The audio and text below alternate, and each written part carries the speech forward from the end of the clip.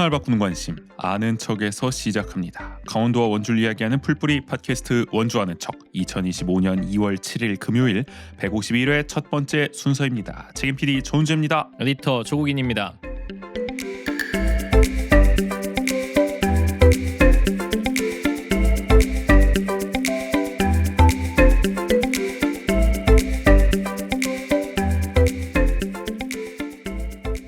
긴 연휴를 마치고 돌아왔습니다. 지난주에 저희가 이제 연휴라서 맞아요. 잠깐 쉬어갔는데 미처 모르셨던 분들에게 약간의 또 항의를 받기도 했습니다. 왜 안 했냐?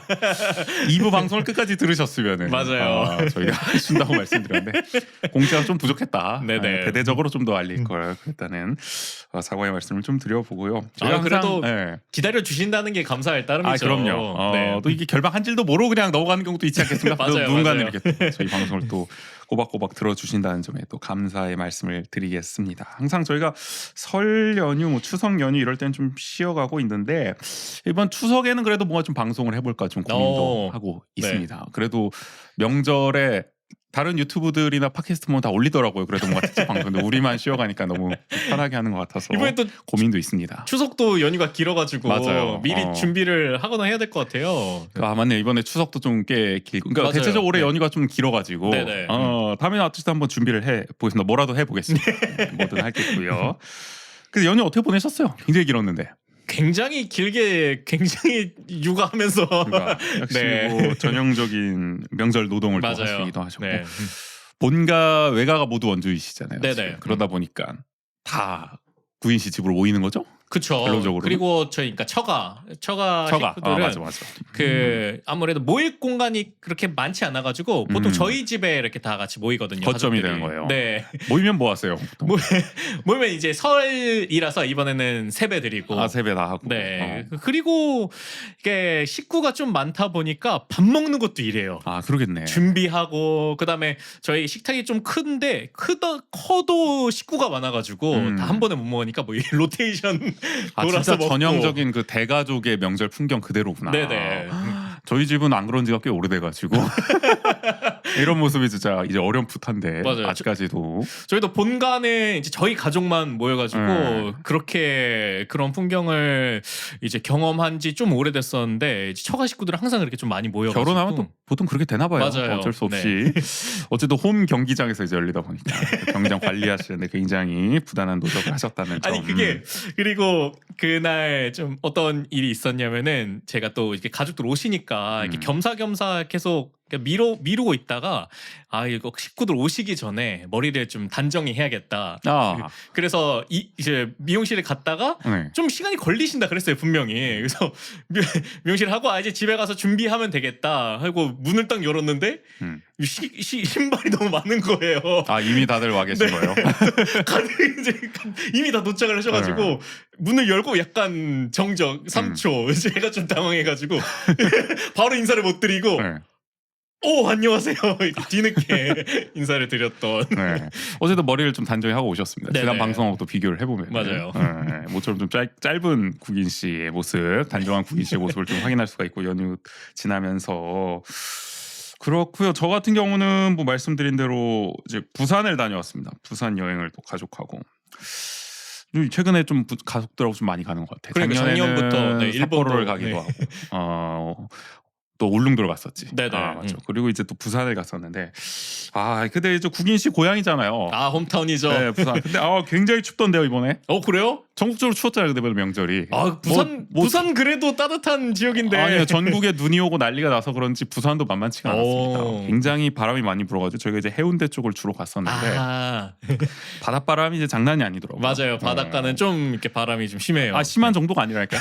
사람이 진짜 날아간다니까요. 그 부산에 뭐 많이 생겼더만요. 그 해상 열차인가? 맞아요. 옛날에 폐선로를 활용해가지고 이제 바다 풍경이 보이도록 이렇게 다니는 게 있고 캡슐 열차라는 것도 있더라고요. 그냥 4명이서 탈 수 있는. 우리 가족이 4명이니까 딱 그 캡슐 열차를 타고 가고. 그게 좀 더 비싸지 않나요? 비싸요. 몰라 돈은 내가 안 내서 몰라. 아무튼 그거는 뭐 돈 내신 분이 아실 것 같고.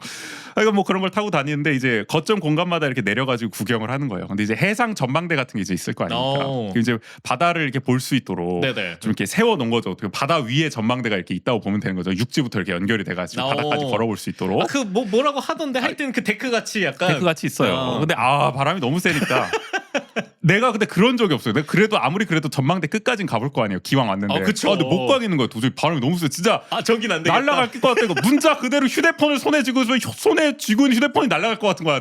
잠깐 한눈 팔면은 어린 애들이었으면 날아갔어. 내가 볼 때 거기 장난이 아니었어. 슈아였으면 이미 날아갔다. 그런 상상을 하고 싶지 않습니다. 근데 굉장히 진짜 바람이 너무 심고 진짜 태풍 그 자체였습니다. 제가 그 울렁다리를 한번 갔을 때 울렁다리? 제가 안 가봐서 비교는 안 되지만 비슷했나요? 울렁다리도 거기가 약간 철제 데크이다 보니까 그 밑에가 구멍이 다 뚫려 있어요. 그러니까 바람이 그 위에 이렇게 딱 전망대 있으면 쿵쿵 이런 소리가 거기는 원래 이제 또 그런 거를 묘미로 또 그쵸, 많이 하는 그쵸. 거잖아요. 하긴 뭐 부산도 마찬가지였습니다. 그래서 끝까지 못 갔고요. 제가 또 고소공포증이 워낙 심해가지고 가면 진짜 빠질 것 같다. 그래서 되돌아왔다. 뭐 이런 얘기였습니다. 굉장히 바람과 함께한 부산이고, 근데 부산이 뭐 좋습니다. 대체로. 또뭐 제2의 도시 아닙니까? 뭐 이제 제3으로 밀린다는 얘기도 있던데 인천이 치고 올라와가지고 뭐 그냥 남들 다 가는 뭐 감천 문화마을도 오랜만에 가보고 F1963도 가보고 여러 곳 가보고 부산현대미술관도 가고 지금 백남준전을 한창 하고 있는데 저희 부모님께 또 이제 미디어 아트에서 현대 예술의 또 어떤 장을 또 보여드렸는데 알차게 다니셨네요. 저희 아버지는 뭐 일관 들어가자마자 포기하시고 바로 카페로 나오시긴 했는데 어머니와는 끝까지 힘겹게 돌긴 했습니다만 여러 가지를 좀 함께 나누기도 했던 여행이었습니다. 여러분들은 어떻게 또 명절 보내셨는지 모르겠네요. 나라 안팎으로 또 어수선한 일들이 워낙 많아가지고 나라 안에서는 민주주의가 무너지고 있고 나라 밖에서는 또 자유시장 경제가 무너지고 있는 여러 가지 파국 속에서 함께하고 있는 원주하는 척 151회고요. 저희 언제나 그렇듯 또 여러분의 의견을 받고 있습니다. 네, 원주하는 척에선 여러분의 이야기를 받고 있습니다. 방송을 들은 후기, 원주에서 살면서 겪은 소소한 에피소드, 요즘 고민 등 어떤 이야기든 좋습니다. 주제 분량 상관없이 마음껏 보내주세요. 이야기를 보내주실 구글 폼 링크는 영상 설명, 댓글, 저희 SNS에 달아놓겠습니다. 네, 그러니까 뭐 설 명절 에피소드 있으면 또 보내주시고요. 네네. 그리고 원주하는 척 여러분의 후원으로 운영합니다. 보내주신 소중한 후원금은 저희 방송 제작에 큰 힘이 됩니다. 유튜브는 오늘부터 아래에다가 고정 자막으로 저희가 좀 걸어놓겠습니다. 여러분들 많이 참고해 주시고요. 에피소드 설명과 댓글, SNS에도 관련사항을 안내해 놓겠습니다. 후원하고 앞서 말씀드렸던 메시지도 남겨주세요. 네, 그러면은 오늘 150일의 1부는 원주통신과 드라마로 원주 읽기가 준비되어 있습니다. 네. 바로 시작해 볼게요.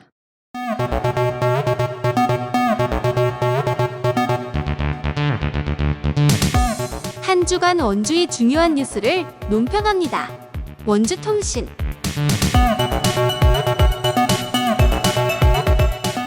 원주통신 첫 번째, 설 연휴에 참 안타까운 일이 있었어요. 네. 딱 연휴가 시작된 1월 25일 토요일이었습니다. 원주 귀래면 LK스톤 석재 공장에서 일하던 22살 우즈베키스탄인 노동자 A씨가 작업 도중 컨베이어 벨트에 끼어 사망하는 일이 있었는데 전형적인 중대재해라고 볼 수가 있어요. 그렇죠. 이분이 이제 하는 일이 이거래요. 그러니까 그 석재 공장이니까 석재가 이제 생산될 거 아닙니까? 그 생산된 석재를 운반하는 컨베이어 벨트를 점검하거나 수리하거나 청소하는 업무를 이제 담당을 했다는 거예요. 네네. 근데 다른 작업자와 떨어진 별도의 컨베이어 벨트에서 혼자 일하다가 이제 벨트 아래 바퀴 부분에 이제 온몸이 끼면서 결국에는 사망하는 일이 벌어진 건데 A 씨 같은 경우에는 우즈베키스탄에서 대학을 다니다가 한국어 공부를 했고 그래서 재작년 9월에 한국에 입국을 해서 강원도의 한 대학의 기계공학과에 입학을 했다고 해요. 네네. 그래서 주말이나 휴일 이럴 때 수업이 없을 때 이 공장에서 아르바이트 근무를 했다고 하는데 원래 이번 설 연휴에 우즈베키스탄으로 가족을 만나러 갈 예정이었다고 합니다. 근데 출국을 불과 이틀 앞두고 이런 참변을 당한 겁니다. 결국에는 이 사고 원인을 뭐 제대로 좀 조사를 해야 될 텐데 지금 언론 보도만 놓고 보면은 여러 문제들이 좀 엿보이는 것 같아요. 맞아요. 네. 이 공장의 채석장 면적이 28만 제곱미터에 달하고 컨베이어 벨트도 67대라고 합니다. 그러니까 대규모 공장이에요, 사실. 네네. 근데 일하는 노동자는 30명에 불과하다. 그러니까 넓은 작업장에 굉장히 좀 적은 인력이 뜨문뜨문 떨어져서 작업하는 환경, 네네. 밀도가 굉장히 낮게 좀 일을 하는 환경이다 보니까 서로가 서로를 이렇게 확인하기가 쉽지가 않은 거예요. 그쵸. 관리자가 있더라도 엄청나게 한눈에 거리가 보기 있으니까. 힘들어요. 네. 그리고 LK스톤이 2023년에 채석단지로 지정돼서 기존보다 허가 면적이 3배 가까이 늘어난 겁니다. 그냥 기존에는 한 9만 제곱미터 정도였는데 28만 제곱미터로 이때 허가를 받아서 늘렸어요. 그러면은 그 늘어난 만큼 인력도 증원을 했었어야 되는데 과연 했느냐, 네네. 아니면 기존에 정말 적은 인력을 넓은 채석장을 관리하도록 그냥 강행을 한 것이냐, 이것도 확인해 볼 대목인 거고요. 그리고 이 주말에 아르바이트를 자주 했다고 하는데 그렇죠. 근데 이 부분에 있어서 과연 숙달된 인력으로서 여기에 배치됐나 저는 그런 생각도 들기는 하더라고요. 그 부분은 아마 또 이따가 얘기를 해봐야겠지만은 여기가 이제 30인 미만 사업장이라고 해요. 30인 내외 사업장 네네. 대체로. 그러니까 50인은 안 됩니다. 그러니까 영세해요. 어떻게 보면은 공장 규모 치고는. 네. 그러니까 그러다 보니까 아마 고령자 아니면 이렇게 어떻게 보면 외국인 단기로, 노동자를 일용직이라든지 비정규직으로 아마 채용을 했을 텐데, 그러다 보니까 이런 뭐 안전 매뉴얼이라든지 안전 관리 감독이라든지 이런 게 소홀할 수밖에 없었다. 그쵸. 우리가 쉽게 또 추정을 해볼 수가 있는 거고요. 그 컨베이어 벨트 점검 청소는 반드시 작동을 멈추고 수행해야 합니다. 이건 너무 상식적인 거죠. 네네. 근데 왜 당일에는 벨트가 계속 돌아갔을까? 그래서 몸이 끼이는 사고가 벌어졌을까? 의문이 생기는 거고요. 또 컨베이어 벨트의 비상 정지 장치라든지 덮개, 울타리 이런 안전 시설이 충분히 설치돼 있었냐? 지금 강원도 소방본부가 공개한 현장 사진을 보면은 이런 안전 장치들이 잘 보이지가 않아요. 특히 덮개나 울타리는 굉장히 미비하다라고 전문가들도 지적을 하더라고요. 그리고 안전 매뉴얼도 제대로 지켜지지 않고 아마 관리자도 없었을 가능성이 크다. 앞서 말씀드린 대로. 그렇죠. 네. 그리고 A 씨가 혼자 이런 것도 문제 아니겠습니까? 이 비상 정지 장치가 있더라도 2인 1조여야 작동을 하지. 그러니까 아, 그쵸. 두 명이 있어야 한 네. 명이 긴급할 때 누를 거 아닙니까? 근데 혼자 일하면 이 비상 정지 장치가 있든 말든 이게 무슨 소용이 있겠습니까? 아니 그러니까 그랬을 때 꼈을 때 아무리 그 위험에 빠져서 그게 멈추더라도 그러면 그 멈추는 기간 동안에 다치는 것들도 결국에는 해결을 못하는 거잖아요. 그렇죠. 혼자 있을 때는. 그냥 관리자라도 있었어야 되는데 워낙 또 공장의 넓이가 크다 보니까 네네. 뭐 관리 감독이 제대로 안 된 거고요. 그리고 이 우즈베키스탄인인데 그 자국어로 과연 안전 보건 교육이라든지 뭐 아니면 경고 문구라든지 안내 표시가 돼 있었을까? 안 돼 있을 가능성이 더 크지 않았겠습니까? 이런 상황을 보면은 물론 뭐 그런 얘기를 하겠죠. 어쨌든 유학 와서 한국어 충분히 한다. 뭐 그런 얘기를 하겠지만 그거는 어떤 이번에 사고를 당한 이 당사자는 그렇게 한국어 능력이 조금 출중할 수도 있겠지만 기본적으로 외국인 근로자들이 많이 근무하는 환경이라면은 거기에 맞춰서 또 여건들을 갖춰놔야 되는 게 당연한 거잖아요. 네. 아마 뭐 이따 얘기하겠지만 대체로 이런 영세 사업장들이 그걸 못 하고 있는 현실입니다. 네네. 여력이 없다는 이야기들 많이 하고 있는 거죠. 사실 이런 일을 막자고 우리가 몇 년 전에 참 시끄럽게 법을 하나 만들었잖아요. 그쵸. 중대재해처벌법이 2022년부터 시행이 됐습니다. 안전확보 의무 조치를 소홀히 해서 중대한 산업재해가 일어나면은 사업주나 경영 책임자를 처벌하는 건데, 만약에 노동자가 사망을 하면은 1년 이상 징역 또는 10억 이하의 벌금에 처하도록 돼 있습니다.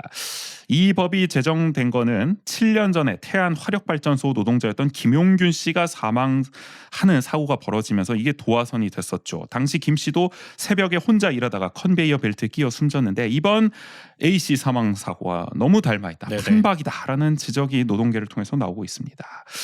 계속 반복되고 있어요. 중대재해는 이 법이 시행되더라도 강원도만 해도 올해만 벌써 산재 사망이 4건입니다. 이 A 씨 사고를 포함해서 올해만 거죠. 네. 지금 1월, 2월 지나고 있는데 지금 2월 이제 시작되는 상황인데 2021년 한국 산재 사망 만인율, 그러니까 만 명당 몇 명이 이제 산재로 사망했느냐, 이 만인율을 따져봤을 때 0.43명입니다. 일본이 0.13명, 독일이 0.15명인데 3배 높은 거죠. 이제 한국은 OECD에서 압도적 1위입니다. 뭐 한국이 참 산재 사망이 많다는 지적은 뭐 어제 맞아요. 오늘 일이 아니기 네. 때문에 이런 통계로도 확인할 수가 있는 거고. 근데 강원도는 더 높아요. 2019년부터 2021년까지 3년간 만인율이 0.84명입니다. 그러니까 전국 평균이 안 그래도 높은데 이 평균보다도 강원도는 2배 높다. 더 많이 죽고 있다. 산재로. 아마 영세업체가 강원도 산업특성상 더 많을 것이고 전국 네네. 평균보다. 또 안전 매뉴얼과 관리 감독이 그만큼 이루어지지 않기 때문에 이 산재 사망 만인율도 높게 나타나는 게 아닐까 추정을 해볼 수 있어요. 산업의 약간 그런 분류에 따른 것들도 좀 영향이 있을까요? 뭐 석탄이라든지 그럴 아니면 수도 시멘트라든지 있죠. 화력 발전 뭐 아니면 또 건설업도 어쨌든 뭐 네네. 강원도에서 계속 또 이루어지고 있기 때문에 또 뭐 의료 환경이라든지 이런 것도 영향을 끼쳤겠죠. 그쵸. 워낙 또 의료 네. 접근성이 취약하다 보니까.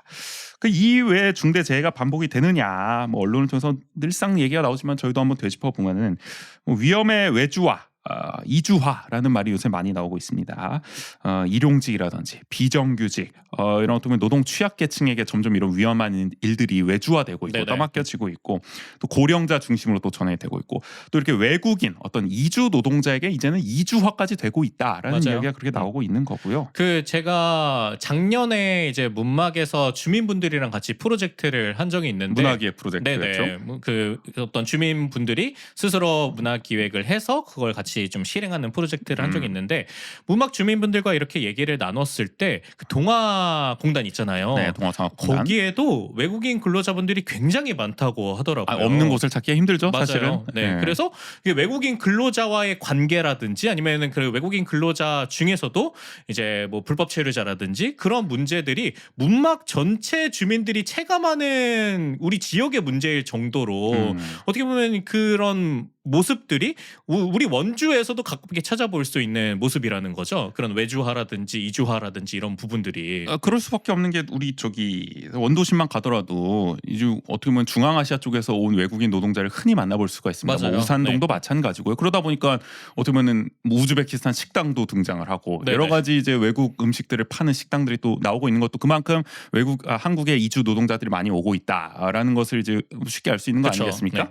그런 거를 뭐 우리도 체감을 하고 있는데 도심권과 비도심권의 아마 격차는 더 날 거라는 거죠. 우리가 전국을 보더라도 이중의 세계화를 한국이 겪고 있다는 얘기를 하고 있지 않겠습니까? 이거 좀 딴 얘기로 흐르고 있긴 합니다만 그러니까 예를 들어서 서울 같은 경우에는 어떻게 보면 백인 고학력자 중심으로 세계화가 이루어지고 있다고 한다면은 그 비수도권 특히 지방으로 가면 갈수록 어떻게 보면 농촌이라든지 이런 공단을 중심으로 한 중앙아시아 또는 동남아시아 중심의 또 외국인 네네. 통한 어떤 세계화가 이루어지고 있다. 또 어떻게 보면 중국 건설업계라든지. 네, 그렇죠. 네. 그런 쪽을 중심으로 이루어지고 있다는 걸 우리가 이제 원주를 통해서도 확인할 수가 있는 거죠. 원주도 이제 도농 복합 도시다 보니까 맞아요. 도심에 사는 사람은 체감을 못할 수도 있지만 네. 비도심에서는 이미 세계화가 상당 부분 또 진행되고 네. 있다. 공단과 농촌을 중심으로 그런 점에서 이런 이주화도 가속화되고 있는 측면이 있다라는 거죠.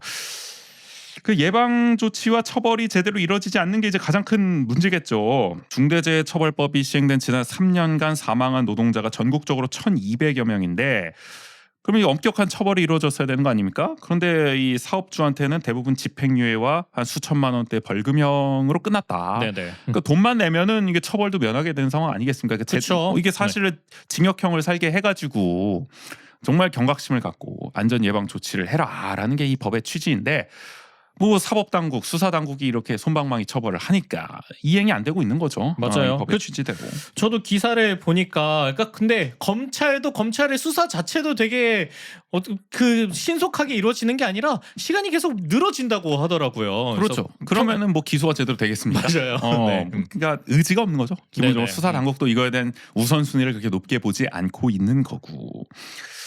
그리고 더 큰 문제는 이게 뭐 중대재해처벌법이 처음 만들어질 때도 나왔던 얘기지만 처벌만 강화하는 걸로 과연 효과가 있겠느냐. 네네. 그러니까 예를 들어서 앞서 말씀드린 이 LK 스톤과 같은 30인 내외의 영세 사업장은 이건 돈이 없다고 하잖아요. 맞아요. 돈이 없으니까 네. 결국에는 고령자라든지 이주 노동자를 고용을 하는 건데 그러다 보니 산업안전보건법상 안전관리자 선임이 뭐 현실적으로 쉽지 않은 것도 있습니다. 구조적으로 봤을 때.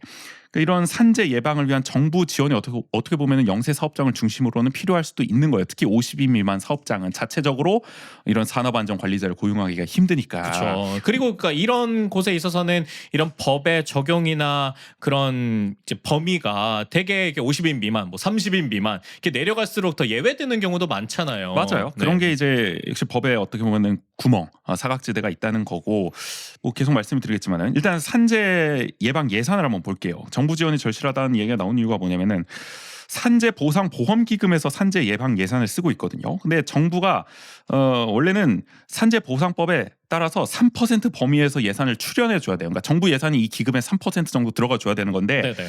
작년에 보면은 일반회계 전입금이 정부가 0.2% 수준이 163억 원 냈는데 그쳤습니다. 그러니까 1%도 지금 출연을 하지 않았다. 이런 것만 봐도 지금 의지가 없는 거 아니겠냐. 근데 이것도 올린 거야. 찔끔찔끔. 처음에 너무 낮다 그러니까 한 10억씩 올리고 있습니다. 매년. 그래가지고 이제 163억까지 온 건데 여전히 턱없이 부족한 상황에 놓여 있다. 몇 배를 올려야 되는 그러니까요. 지금 뭐 이게 뭐 현실적으로 법을 따르지 않고 있는 상황인 거고요. 네네. 더구나 앞서 말씀드린 그 규제 완화가 예전에 대대적으로 한번 이루어진 적이 있었어요. 1997년에 기업 활동 규제 완화 특별 조치법에 따라서 안전관리자 선임 기준이 상시 종사자 30인에서 50인 이상으로 완화가 됐습니다. 그러니까 이번에 LK 스톤에 딱 적용되는 거죠. LK 스톤이 30인 내외니까 딱 네. 50인 미만으로 어떻게 보면 완화됨으로써 안전관리자를 선임해야 되는 어떤 기준에서 벗어날 수가 있었다. 그쵸. 그러니까 이런 네. 규제 완화 97년에 한 게 지금 계속 영향을 주고 있는 것도 우리가 좀 확인을 해볼 수가 있는 겁니다. 그리고 이때 선임하는 안전관리자도 16시간 양성 교육만으로 선임할 수도 있기 때문에 그러니까 보통 50인 이상도 그냥 직원 중에 한 명 16시간 맞아요. 이렇게 네. 해가지고 야 네가 그냥 안전관리자 해라 막 겸직해라 이렇게 되니까 이게 뭐 제대로 되겠냐고요. 안전보건의 전문적 역할을 기대하기가 어렵다라는 지적 계속 나오고 있습니다. 그리고 이게 보면은 그러니까 현장의 사정 아니면은 이제 관례 이런 것들이 특히 뭐 이런 공장이나 건설업에서도 그렇고 이런 게 계속 그 현장에 통용되다 보니까 이런 어떤 안전과 관련된 건 되게 엄격하게 적용해야 됨에도 불구하고 그렇게 적용하는 사람을 오히려 되게 약간 너무 FM대로 해. 그러니까 우리가 다 해봤는데 뭐 그쵸. 그렇게까지 안 해도 돼. 게다가 네. 어떻게 보면 내부 직원이 그렇게 관리자로 선임되다 보면은 더더욱 어떻게 보면 관례대로 좀 맞아요. 안으로 굽을 네. 수밖에 없다. 그런 현장 직원들의 압박에 대해서 제대로 대처하기 어려울 수도 있다. 어떻게 보면 그럴 수도 있겠죠. 맞아요. 네. 그래서 이런 선임 기준을 97년 이전으로 다시 한번 강화를 하고 또 안전관리 전문 기관에 위탁을 할 수 있도록 안전관리자를 그렇게 선임할 수 있도록 정부가 지원을 해야 한다라는 얘기가 노동계를 중심으로 계속 나오고 있는데 받아들여지지가 않고 있습니다.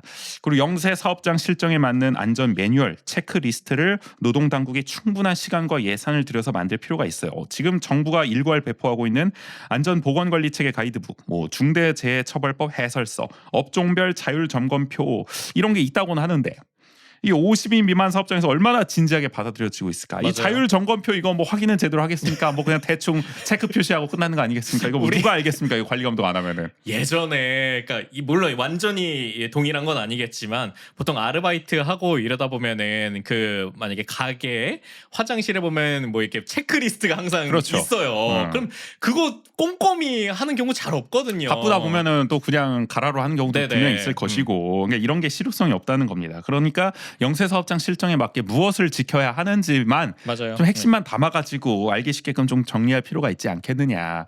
어쨌든 미국 같은 경우도 이제 산재가 굉장히 많은 지역들은 항상 이걸 어떻게 해결할까에 대해서 고민을 많이 했다고 하는데 이런 체크리스트를 만드는 것부터 시작을 하더라고요. 그렇게 위해서는 제대로 된 진상 조사가 필요한 거죠. 그 네네. 해당 사업장에 맞는 철저한 진상 조사, 어쩌면 실태 조사 그걸 바탕으로 정말 현장에 체감할 수 있는 적용될 수 있는 정말 사업주도 사업주라고 해서 사실 자기 공장에 사람 죽어나가는 게 뭐 반가운 일이겠습니까? 그쵸. 아무리 뭐 네. 이익을 쫓는다고 하지만 사고를 막고 싶을 거 아니에요, 당연히. 그러니까 정말 경영주도 함께 동참할 수 있는 그런 체크리스트를 만드는 작업이 필요하다. 미국의 사례를 봐도 충분히 알 수가 있는데 네. 그래서 뭐 미국도 물론 시행착오는 있지만 일정 부분 효과를 거둔 부분이 있다고 하더라고요. 맞아요. 그러니까 처벌을 우리가 유럽처럼 강화하는 것도 필요하지만 또 그런 현실적인 체크리스트를 만들고 경영주도 함께 동참할 수 있도록 합의해 나가는 과정도 필요할 것이다라는 그럼요. 생각이 이럴 때일수록 더 듭니다. 왜냐면은 그러니까 이게 기준이 어떤 면에서는 그렇게 어떤 대규모의 시설 아니면은 그런 대규모 인원을 갖추고 있는 곳을 기준으로 만들어 진다고도 생각할 수 있을 것 같아요. 근데 그러다 보니까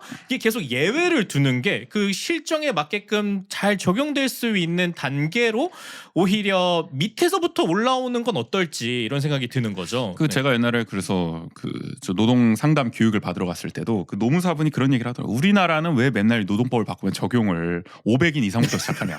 아니 500인 이상은 지금도 안전관리자 선임하고 그쵸. 어쨌든 최소한은 하고 있다. 네네. 제일 안 되고 있는 게 지금 50인 미만 이런 영세 사업장들인데 이런 데부터 적극적으로 뭐 지원을 해서 기반을 만들고 적용을 해나갈 생각을 해야 되는데 맞아요. 그냥 네. 무작정 500인 이상부터 하고 나머지는 유예시켜서 좀 준비할 기간 두겠다. 근데 방기하는 거죠. 그 준비할 기간을 주는 게 그쵸. 아니라 그 사람들은 네. 그냥 계속 하던 대로 할 거 아닙니까? 그럼 정부가 유예된 만큼 정말 예산을 대폭 확충을 시켜서 안전관리 기반을 마련할 뭐 지원이나 똑바로 하든가 그런 것도 안 하면서 그냥 무작정 그냥 유예만 시킨 게 무슨 의미가 있겠느냐라는 생각이 들고 결국 그 현실이 지금 나타나고 있는 겁니다. 그리고 지방 정부도 적극적으로 나서야 돼요. 강원도와 원주에 이미 산업재해 예방 및 산업안전 보건 지원 조례가 제정돼 있습니다. 이게 없는 게 아닙니다. 다 돼 있어요. 그래서 예방 대책을 수립하고 지원 사업을 펼치도록 돼 있는데 안 지키고 있는 거죠, 이게. 그쵸. 뭐 실효성이 없습니다. 원래 산업안전 보건센터도 운영할 수 있다고 돼 있는데 할 수 있으니까 지금 운영을 안 하고 있는 겁니다. 운영해야 된다가 아니고 할 수 있다고 돼 있다는 거죠. 그리고 안전 보건 지킴이도 선임하도록 돼 있어요. 그래서 영세 사업장을 중심으로 이분들이 안전 관리 감독을 하도록 돼 있는데 보니까 2023년 기사 보니까 11명을 선임했더라고요. 11명이 강원도 전체를 어떻게 지킬 수가 있겠느냐. 강원도 전체 11명이에요. 이게 강원도 조례로 선임이 되는 거거든요. 원주만 11명이 아닙니다. 원주만 11명이어도 턱없이 부족할 텐데 아니 이게 될 수가 없는 겁니다. 최소한 18개 시군이면은 18명은 해줘야. 아니 그리고 이분이 2인 1조로 다녀야 돼요. 아, 그러니까 이게 11명이 2인 1조로 다니면은 뭡니까 이게 하루에 다닐 수 있는 데가 뭐 얼마나 되겠습니까? 그쵸. 그러니까 이게 현실하고 안 맞는 거죠. 그러니까 아니 네. 원주만 해도 이미 아파트 짓는데도 건설 현장 얼마나 많아. 그다음에 이렇게 공단도 공장들이 얼마나 많고. 그러니까요. 네. 그러니까 이게 어쨌든 또 지역의 실정에 맞는 어떤 예방 조치 또 지원 사업이 나오려면은 지방 정부가 또 잘 할 수 있는 부분 아니겠습니까? 그쵸. 정부와 네. 협력을 해서 지방 정부가 그 실정에 맞는 실태 조사를 하고 예방 조치에 대한 정책을 짜고 이런 역할들을 해줘야 되는데 지방 정부도 지금 그냥 중앙 정부만 바라보고 책임을 서로 떠넘기고 있는 게 아닌가라는 생각. 조례가 있으면 뭐하나라는 생각이 다시 한번 드는 것 같고요. 또 작년 도의회 행감에서 정선을 지역구로 두고 있는 김기철 국민의힘 도의원이 안 그래도 이런 지적을 했더라고요. 강원도 정부의 재난안전실이 있는데 강원도 내 사업장의 중대재해 현황조차 이 재난안전실에서 제대로 파악하지 못하고 있더라. 그러니까 현황도 모르는데 과연 대응책이 나올 수가 있겠느냐 그쵸. 네. 질타를 하기도 했어요. 이게 얼마나 과연 개선이 될지도 지켜볼 일일 거고요. 어쨌든 이번 A씨 사고와 관련해서 경찰과 노동청은 사고 경위를 조사하고 중대재해처벌법 적용 여부를 검토한다고 합니다. 철저한 진상 조사, 확실한 책임자 처벌, 실효성 있는 재발 방지 대책 마련이 필요할 텐데 뭐 10년 전, 20년 전에도 계속 나왔던 이야기입니다만은 맞아요. 네. 그래도 중대재해처벌법도 생기고 조금씩 예전보다는 나아지고 있다는 이야기가 나오고 있잖아요. 안타까운 일은 반복되고 있지만 네네. 계속 우리가 좀 주시를 하면서 또 개선을 요구하면서 바꿔 나가야겠다. 무력함만 느낄 것이 아니라 바꿔 나가는 어떤 모습도 우리가 함께 지켜봐야겠다. 이런 라는 건 생각을 하게 됩니다. 결국 우리가 목소리를 얼마나 내고 그걸 정책이나 이런 입법에 관철시키느냐 이런 그렇죠. 것들이 굉장히 중요할 것 같아요. 또 현실성 있는 또 솔루션을 계속 고민해봐야 될 것 네네. 같고요. 원주통신 두 번째. 우리 원주에서 유동인구가 가장 많은 상권이라고 지난번에 소개해드렸던 우리 중앙시장 지금 재건축을 할 수 있다는 이야기가 나왔어요. 강원일보가 보도를 했는데 상가 편의시설 사무실을 갖춘 39층 규모의 주상복합 건물을 계획 중이라고 합니다. 일부 점포주들이 지금 추진을 하고 있다고 하는데 39층 39층입니다. 원도심을 살리는 랜드마크로 만들겠다라는 야. 구상입니다. 그 예전에 그 구시청 자리에 지금 하트리움인가요? 맞아요. 거기가 올라올 때도 제가 이게 농담처럼 사우론의 탑이다. 원주의 뭐 엠파이어 스테이트 빌딩이었죠. 원도심에. 우뚝 솟아 있어가지고 너무 눈에 띄고 네. 그런 게 이제 지금 중앙시장에 지금 들어설 수도 야. 있다. 아니 이게 사실 그 보건소 있는 쪽 있지 않습니까? 그 네네. 지하상가 사거리에도 무슨 뭐 30층 40층 규모의 뭐 주상복합 건물이 올라선다 뭐 이런 얘기들이 있었는데 그 옛날 롯데리아 일산점 있던 맞아요, 자리 맞아요. 네. 그것도 지금 떡밥으로 계속 나돌고 있는 상황인데 중앙시장도 지금 39층짜리를 짓겠다고 하니까 그러니까 뭐 야. 마천루가 어떻게 형성될지 궁금합니다. 원도심의 부흥. 그러니까요. 일단 중앙시장 잠깐 개요를 살펴보면은 1953년에 처음 생겼습니다. 이제 한국 전쟁 끝나고 나서 네. 그리고 1970년 지금의 2층 건물이 들어섰어요. 그러니까 이게 지금 한 50년 다 된 겁니다. 어떻게 맞아요. 보면은. 지금 건물 그 모양 지금 자체도 건물이 네. 그 상당히 좀 뭐 위험하다는 얘기도 있어요. 워낙 오래됐기 때문에. 그쵸. 뭐 안전 진단이라든지 이런 거 D등급 항상 나왔다 얘기- 그랬나? 뭐 네. 그런 얘기도 있었잖아요. 그래서 20여 년 전에도 재건축을 추진했었어요. 그러나 무산이 됐고 건물이 또 오래된 데다가 이제 2019년 나동 화재가 크게 났지 않았겠습니까? 이거에 대한 복구도 제대로 이루어지지 않으면서 재건축 논의가 어쨌든 불붙는 모양새예요. 다시 네네. 한번. 그래서 일부 점포주분들은 재건축 추진위원회를 꾸려서 벌써 시정부에 시장 정비 활성화 구역 선정 관련 서류도 냈다고 합니다. 원래는 중앙시장이 강원 가면 근처이기 때문에 높이 제한 규제를 받았어요. 이 문화재 보호법에 따라서. 근데 최근에 이 규제가 완화돼가지고 좀 동력을 얻었다고 합니다. 야. 이제 우리도 큰 건물을 지어보자. 규제도 풀렸으니까. 네. 뭐 이런 느낌인 것 같습니다. 어떻게 보면 약간 최대치를 지금 설정한 게 아닌가 그런 거 싶은데. 아닐까 싶어요. 포부가 대단하십니다. 하지만 이게 쉽게 될 리가 없어요. 추진 과정에서 상당한 난항이 예상됩니다. 일단은 아시겠지만 이제 중앙시장 소유 관계가 굉장히 복잡합니다. 그렇죠. 네. 누가 누구 땅인지를 모르겠다는 거야. 소유권이 불명확한 점포들도 있고 아니 그게 미등기 점포도 있어요 지금. 나동의 이 복구라든지 그런 게 좀 어렵게 되는 이유도 요거 때문이잖아요. 그렇죠. 여기는 네. 뭐 이제 소유주들의 이제 동의를 받는 과정도 어렵지만은 네. 이 도대체 여기 주인이 누구냐? 이걸 정리하는 과정도 복잡하다. 그러니까 이게 손 데려다가 이제 놓고 포기하는 경우가 발생한다는 거죠. 그렇죠. 도저히 해결을 못하겠다.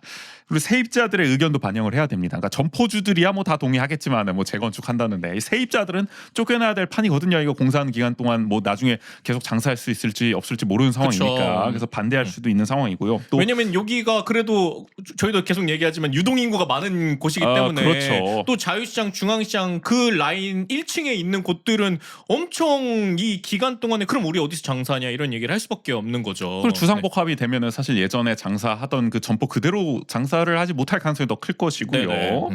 그리고 비용도 상당할 것 같습니다. 지금 부동산 건설 경기가 위축되고 있다고 하는데 물론 뭐 이런 개발 사업에는 많이들 군침을 흘리겠습니다만은 그러니까 이 비용 마련도 상당히 이제 시간이 걸릴 문제일 것이다라는 생각이 들고 저는 근데 언론에서는 이 얘기를 안 하던데 요것도 하나 쟁점이 될 것 같아요. 이게 그런 얘기들이 있었거든요. 이 중앙시장이 사실은 강원 가면 근처라서 이 조선 시대부터 해서 문화 유적들이 상당히 많이 묻혀 있다 이 땅에. 근데 전쟁통이었으니까 그거 다 그냥 묻고 일단은 시장부터 짓고 봤다 여기다가 그런 얘기들이 있었어 옛날에.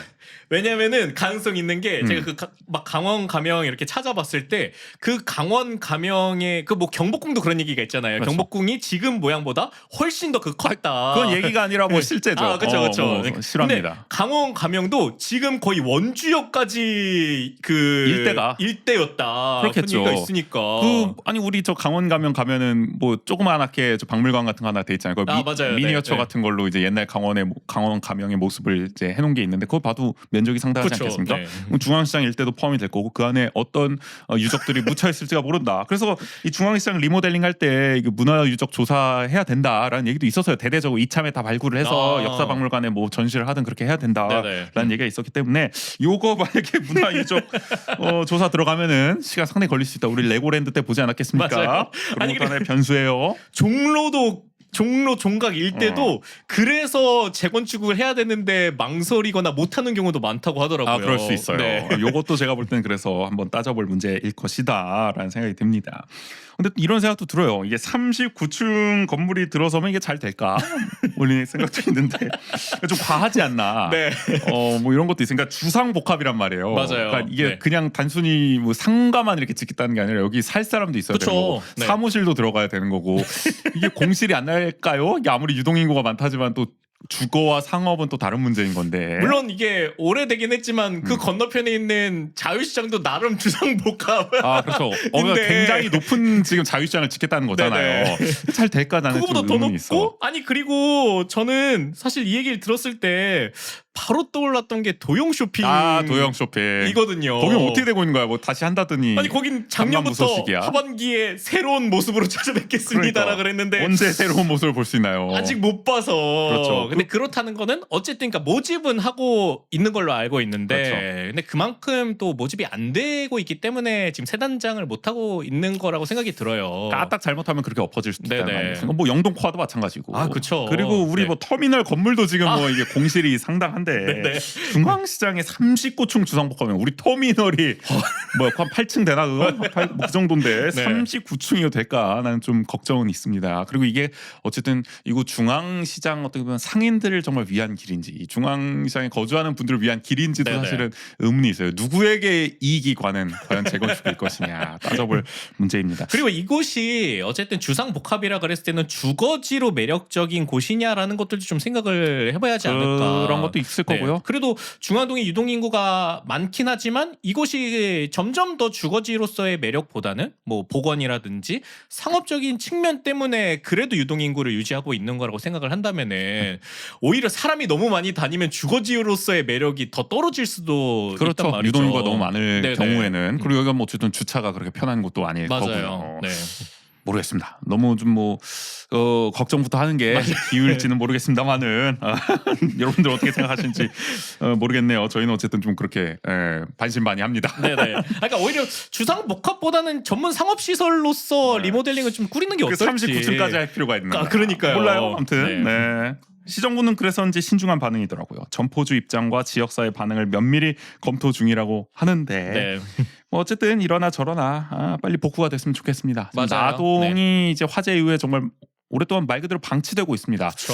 예전에 나동 참 자주 갔었는데 한동안 참 못 가고 있어요 지금. 그리고 미로 시장이 어쨌든 어디를 들어가든지 이렇게 헤매면서 또 그 재미를 찾는 게 또 하나의 매력 포인트인데, 그러니까 한 곳에 입구가 아예 막혀져 있으니까 그런 매력이 더 약간 퇴색되는 느낌도 있단 말이죠. 그렇죠. 그리고 이 2019년 화재 그리고 2020년 코로나 거치면서 미로 시장도 그렇고 굉장히 지금 타격을 받은 상황 맞아요. 아니겠습니까? 네. 그러니까 어쨌든 반등의 좀 계기는 마련을 해야겠다. 뭐 지금 많이들 노력하고 있지만은 뭔가 좀 진전 있는 소식들이 들렸으면 좋겠습니다. 원주통신 마지막. 우리 원주가 2024년 교통문화지수 실태조사에서 전국 1위를 차지했습니다. 이 국토교통부와 한국교통안전공단이 전국 229개 시군구를 대상으로 운전 행태, 보행 행태, 교통안전 지표를 평가한 결과인데 한마디로 원주가 운전 매너, 보행 매너에서 전국 최고 수준이라는 점을 인정받았다. 이것도 공감하십니까? 운전하시는 입장에서 어떻습니까? 이 정도가 전국 최고 수준? 우리가 전국 최고래. 야, 우리 원주 운전자들이 최고야. 운전 제일 잘해. 다른 지역은 혹시 매드맥스? 근데 나는 원주가 운전 잘하는 편이라고 생각해. 그래도 어떻게 보면 다른 지역 가보면 그게 좀 체감이 되잖아요. 맞아요. 그래서 이게 제가 특히 저는 뭐 다른 지역을 아주 자주 가는 편은 아니어서 보통 가면은 서울 갈 때 그런 걸 좀 많이 느껴요. 여기서 진짜 운전 못 해먹겠다. 그렇지, 서울은 장난 아니지. 네, 그러니까 왜냐하면은 그래도 원주에서는 차선 변경을 할 때 대부분의 운전자들이 깜빡이를 켜요. 그건 상식이 좋은데? 근데 다른 지역은 그런 상식이 아니더라고요. 일단은 머리부터 뒤밀고 본다. 네. 근데 이게 그러니까 복잡해서 그러는 건가 싶기는 한데 그래도 원주는 그런 기본적인 매너가 잘 지켜지고 있는 걸 봐서 그러니까 기본만 지켰는데 최고 수준이라는 게 아닐까. 사실 기본 지키기가 제일 어려운 현실이죠. 맞아요. 지금 한국의 운전 현실 자체가. 근데 뭐 그런 건 있습니다. 그러니까 원주에서는 사실 경적 소리 들을 일이 별로 없기는 해요. 그렇죠. 제가 지난번에도 말씀드렸지만은 대전이라든지 부산 가면은 뭐 경적이 또 일상 아니겠습니까? 부산은 뭐 인사죠, 인사. 그러니까 서울도 사실 뭐 심심치 않게 네네. 들리고, 근데 원주에서는 거의 들을 일이 없다. 그러니까 원주에서는 뭐 경적 소리 듣는 게 신호 바뀌었을 때. 그 정도. 신호 바뀌었는데 앞차가 너무 안 간다.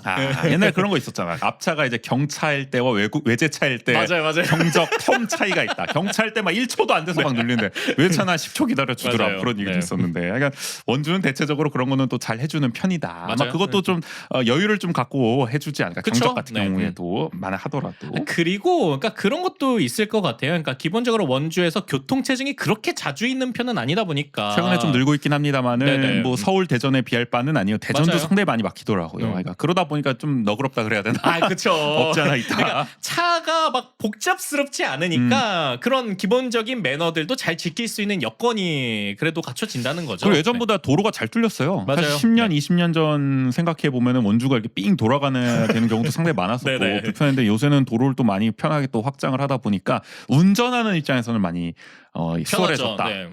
그런 얘기를 또 많이 하시더라고요. 그리고 그런 게 있어요. 그러니까 원주가 제가 춘천 강릉 가면서 항상 느끼는 건데 원주 도로가 이렇게 구역이 잘 나누어져 있다 그래야 되나요? 그러니까 그런 우리가 미국식의 약간 스트릿 같은 그러니까 좀 잘 정비된 그 사거리가 좀 많아요. 근데 계획을 잘하고 네. 세웠다. 근데 춘천이나 강릉을 보면은 내가 내비상으로는 직진이라고 나와 있어요. 근데 가다가 약간 Y자로 도로가 돼 있는 거예요. 강릉이 진짜 어렵더라. 네, 강릉 갔을 때 항상 느껴. 그러면은 내가 직진을 왼쪽으로 해야 될지 오른쪽으로 해야 될지 헷갈린단 말이에요. 도로가 좀 어렵게 돼 있다는 거죠. 그래서 보통 그러니까 왼쪽을 기준으로 했을 때 직진이고 오른쪽은 우회전 이렇게 표시를 하는 경우가 많더라고요. 근데 원주는 그래도 이렇게 쭉 뻗어 있는 도로가 많아가지고 직관적이에요. 네네. 도로 자체가. 그러다 보니까 운전하기 난이도가 좀 쉬운 편이기도 맞아요. 하죠. 어떻게 네. 보면. 그런 것들이 좀 종합된 결과 아닐까 싶은데 이거 어떻게 조사를 했는지 저도 궁금해서 찾아봤는데 설문 통계 관측 조사를 종합했다고 하더라고요. 관측 조사는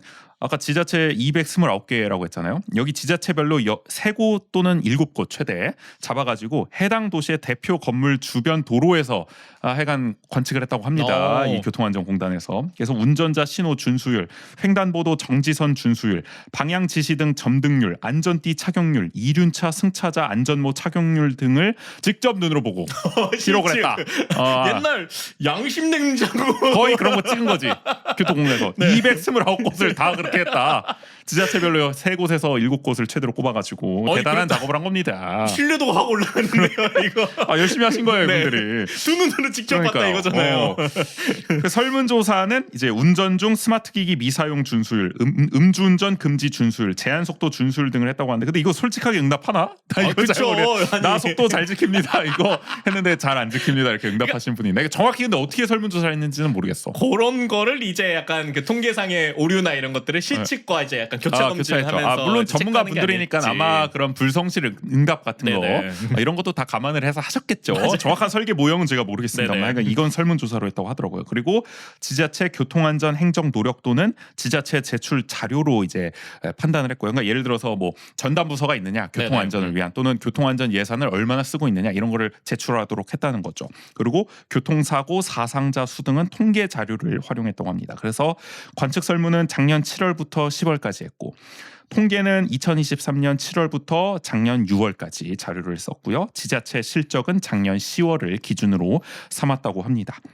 원주는 그래서 몇 점을 받았냐? 90.35점을 받아서 오. 전국 평균이 80.73점인데 어이. 평균보다 10점이 높았습니다. 유일하게 야. 90점을 넘겼어요. 전국 229개 지자체 중에서 유일하게 90점을 넘겼다고 합니다. 대단한 성적을 거뒀습니다. 그래서 이게 원래 그룹을 좀 나눠서 평가를 했어요. 예를 들어 인구 30만 명 이상 시, 30만 명 미만, 뭐 10만 명 이상 시, 이런 식으로 나눠서 했는데, 일단 그룹 안에서 인구 30만 명 이상 그룹 안에서도 1위였고요. 전국 전체로 보더라도 1위였습니다. 쾌거예요, 쾌거. 특히 높았던 게 운전자 신호 준수율이 99.84%, 아니 전좌석 안전띠 착용률 99.43%, 보행자 횡단보도 신호 준수율이 99.06%, 거의 100%에 육박했다. 정말 탁월하게 나왔다. 이 미리 안내가 어디 현수막에 붙었나? 내가 경험한 거랑은 조금 다 물론 잘 지키게 하는데 네. 99% 이거는 이 하필 안전공단 이 분들이 관측을 할 때 그러니까요. 잘 준수를 했는지 모르겠습니다만 네. 상당히 높은 수치가 나왔습니다. 어우. 아니 근데 그만큼 잘하고 계시다는 거죠. 맞아요. 보면은 네. 안전띠 다 매시잖아요. 그렇죠. 다 네. 착용하고 있는 거고, 신호 다 잘 지키시잖아요. 무단횡단 안 하시잖아요. 무단횡단 잘 안 하죠. 그러니까요. 네. 뭐 다 하고 있으니까 99% 나온 거 아니겠습니까? 근데 제가 운전할 때는 목격한 게 좀 있으신가요? 네. 특히 약간 어르신들이 위험하게 몇 분 하시는 걸 봐가지고 그래요? 네. 관측할 땐 없었다. 다행이네요 정말. 근데 뭐 그런 거는 전국적으로 보더라도 그렇죠. 네네.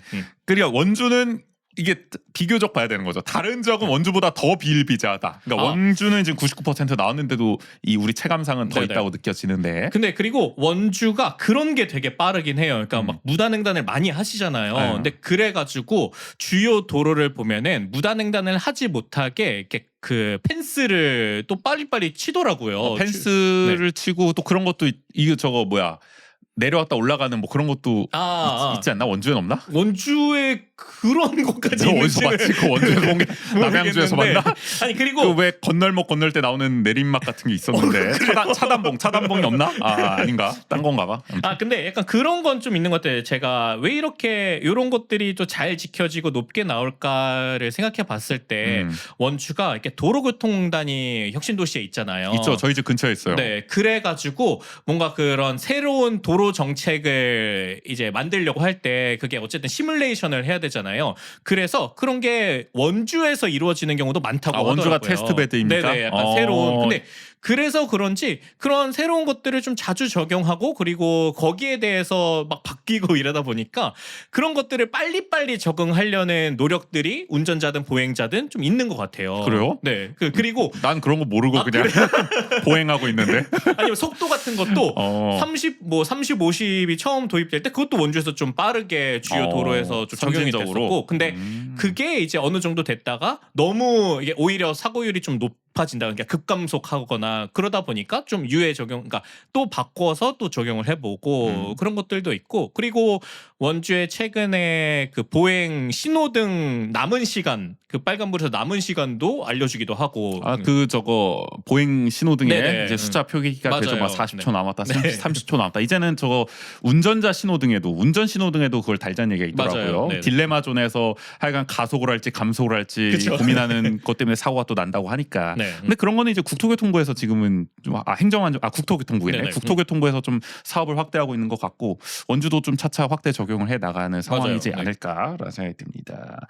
그리고 이거 말고도 뭐 민관 협업, 어린이 보호구역 교통체계 개선, 안전 통학로 조성에 지속적으로 나선 점도 좋은 평가를 받았다고 하는데요. 원주가 뭐 이번에만 반짝 1등을 한 게 아니라 꾸준히 좋은 성적을 기록하고 있어요. 최근 5년간 4번이나 1위를 차지했습니다. 그러니까 꾸준한 성적입니다. 이야. 반짝이 아니에요. 근데 말씀하신 그 경향성이 있는 것 같아요. 네네. 교통공단이 어쨌든 있고 계속해서 이렇게 교통 문화를 좀 개선하려는 노력을 어쨌든 지자체 차원에서 계속 해나가고 있는 맞아요. 성과가 나오고 있는 게 아닌가. 2023년에 딱 한 번 2등했어요. 이거. 그거 아니었으면 5년 5년 연속 연속. 1등했어. 대단한 성적을 내고 있습니다. 그만큼 두각을 나타내고 있고요. 그리고 한편 제가 안 그래도 좀 하나 궁금했던 게 대전은 그럼 몇 위일까? 제가 직접 얼마 전에 경험해봤던. 몸소 경험을 했기 때문에 그리고 대전의 순위를 보면 또 이 자료의 신뢰도를 또 우리가 오. 추정해 볼 수 있지 않겠습니까? 대전 한번 살펴봤어요. 네. 대전이 보니까 17개 광역 지자체 중에서 16입니다. 자료의 신뢰도가 확 올라갔다. 이런 말씀을 좀 드리고 싶고요. 아니 A, B, C, D, E 중에서 2등급을 받았더라고요. 대전보다 못한 그곳은 어디입니까? 그것은 아까 국인 씨가 말씀하셨던 네. 서울입니다. 서울 역시 17위. 2등급을 받았어요. 역시. 요 서울 사람들 다 깜빡이 집에 놓고 왔어. 자료가 객관성이 있습니다. 네. 이게 보니까. 그리고 우리 부산도 항상 말이 나오잖아요. 맞아요. 부산은 내가 볼 때 근데 뭐 운전도 그렇지만 도로 자체가 너무 어려워 여기는. 그쵸. 도로를 왜 이렇게 네. 설계했는지 이번에 부산 여행 가서도 절실히 좀 느끼고 왔는데 저희 누나가 운전을 하는데 너무 헷갈려가지고 여러 번 좀 고민에 빠지는 순간이 있었습니다. 운전을 하셨어요 그곳에서. 쉽지 않더라고요. 네. 부산은 한 13위 정도더라고요. 지금 정확히 기억이 안 나요. 12에서 13위 사이였던 것 같습니다. 생각보다 선방한데 중하위권 정도로 네. 했다라고 보면 될 것 같습니다. 여러분도 궁금하시면 자료 한번 찾아보시고요. 어쨌든 우리 원주 시민분들은 자부심을 가지고 앞으로 매너 운전, 매너 보행에 더 신경을 써주셨으면 하는 아니, 바람입니다. 이거 1등 했다 그러니까 괜히 1등을 지켜야 될 것 같다는 생각에 네. 조금 더 운전을 매너 있게 그래요. 잘해야겠다라는 우리 다 생각이. 모두 한번 신경을 써 네. 보자고요. 여기까지 원주 통신이었어요.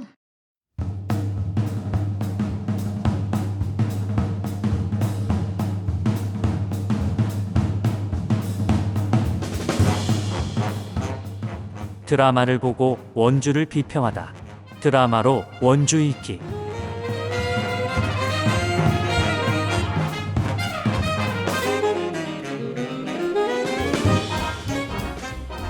드라마를 보고 원주에 대해서 잡담을 나눠보는 드라마로 원주 읽기 새로 만들어봤습니다. 네. 그동안 저희가 영화로 원주 읽기 한번 했었고 맞아요. 책으로 네. 원주 읽기 했었는데 드라마 와야죠. 드라마도 이제 한번 해봐야 네. 된다. 요거 때문에 만들었어요. 요새 아주 장안의 화제죠. 넷플릭스의 중증 외상센터. 다들 이거 보고 계시더라고요. 맞아요. 뭐 국내뿐만이 아니라 글로벌로도 화제가 되더라고요. 그 뭐지 비영어권 1위라고 네네. 했나 넷플릭스에서 그 옥게임 2도 제꼈다고 뭐 기사 많이 나오던데 많이들 어쨌든 보고 계신 것 같아요. 저도 주변에서 재밌다, 꼭 봐야 된다 그러셔가지고 원래 연애 봤는데 그런 거 잘 안 보이시잖아요. 맞아요. 사실 이 주비로드의 우리 주비 씨한테도 유감입니다만 건물률 아직도 안 봤거든요. 제가 3년째 지금 몇 년째야 거의 뭐 계속 안 보고 있는데 요거는 제가 단숨해봤다. 한번 트니까 또 보게 되더라고요. 네. 어쨌든 뭐 재밌잖아.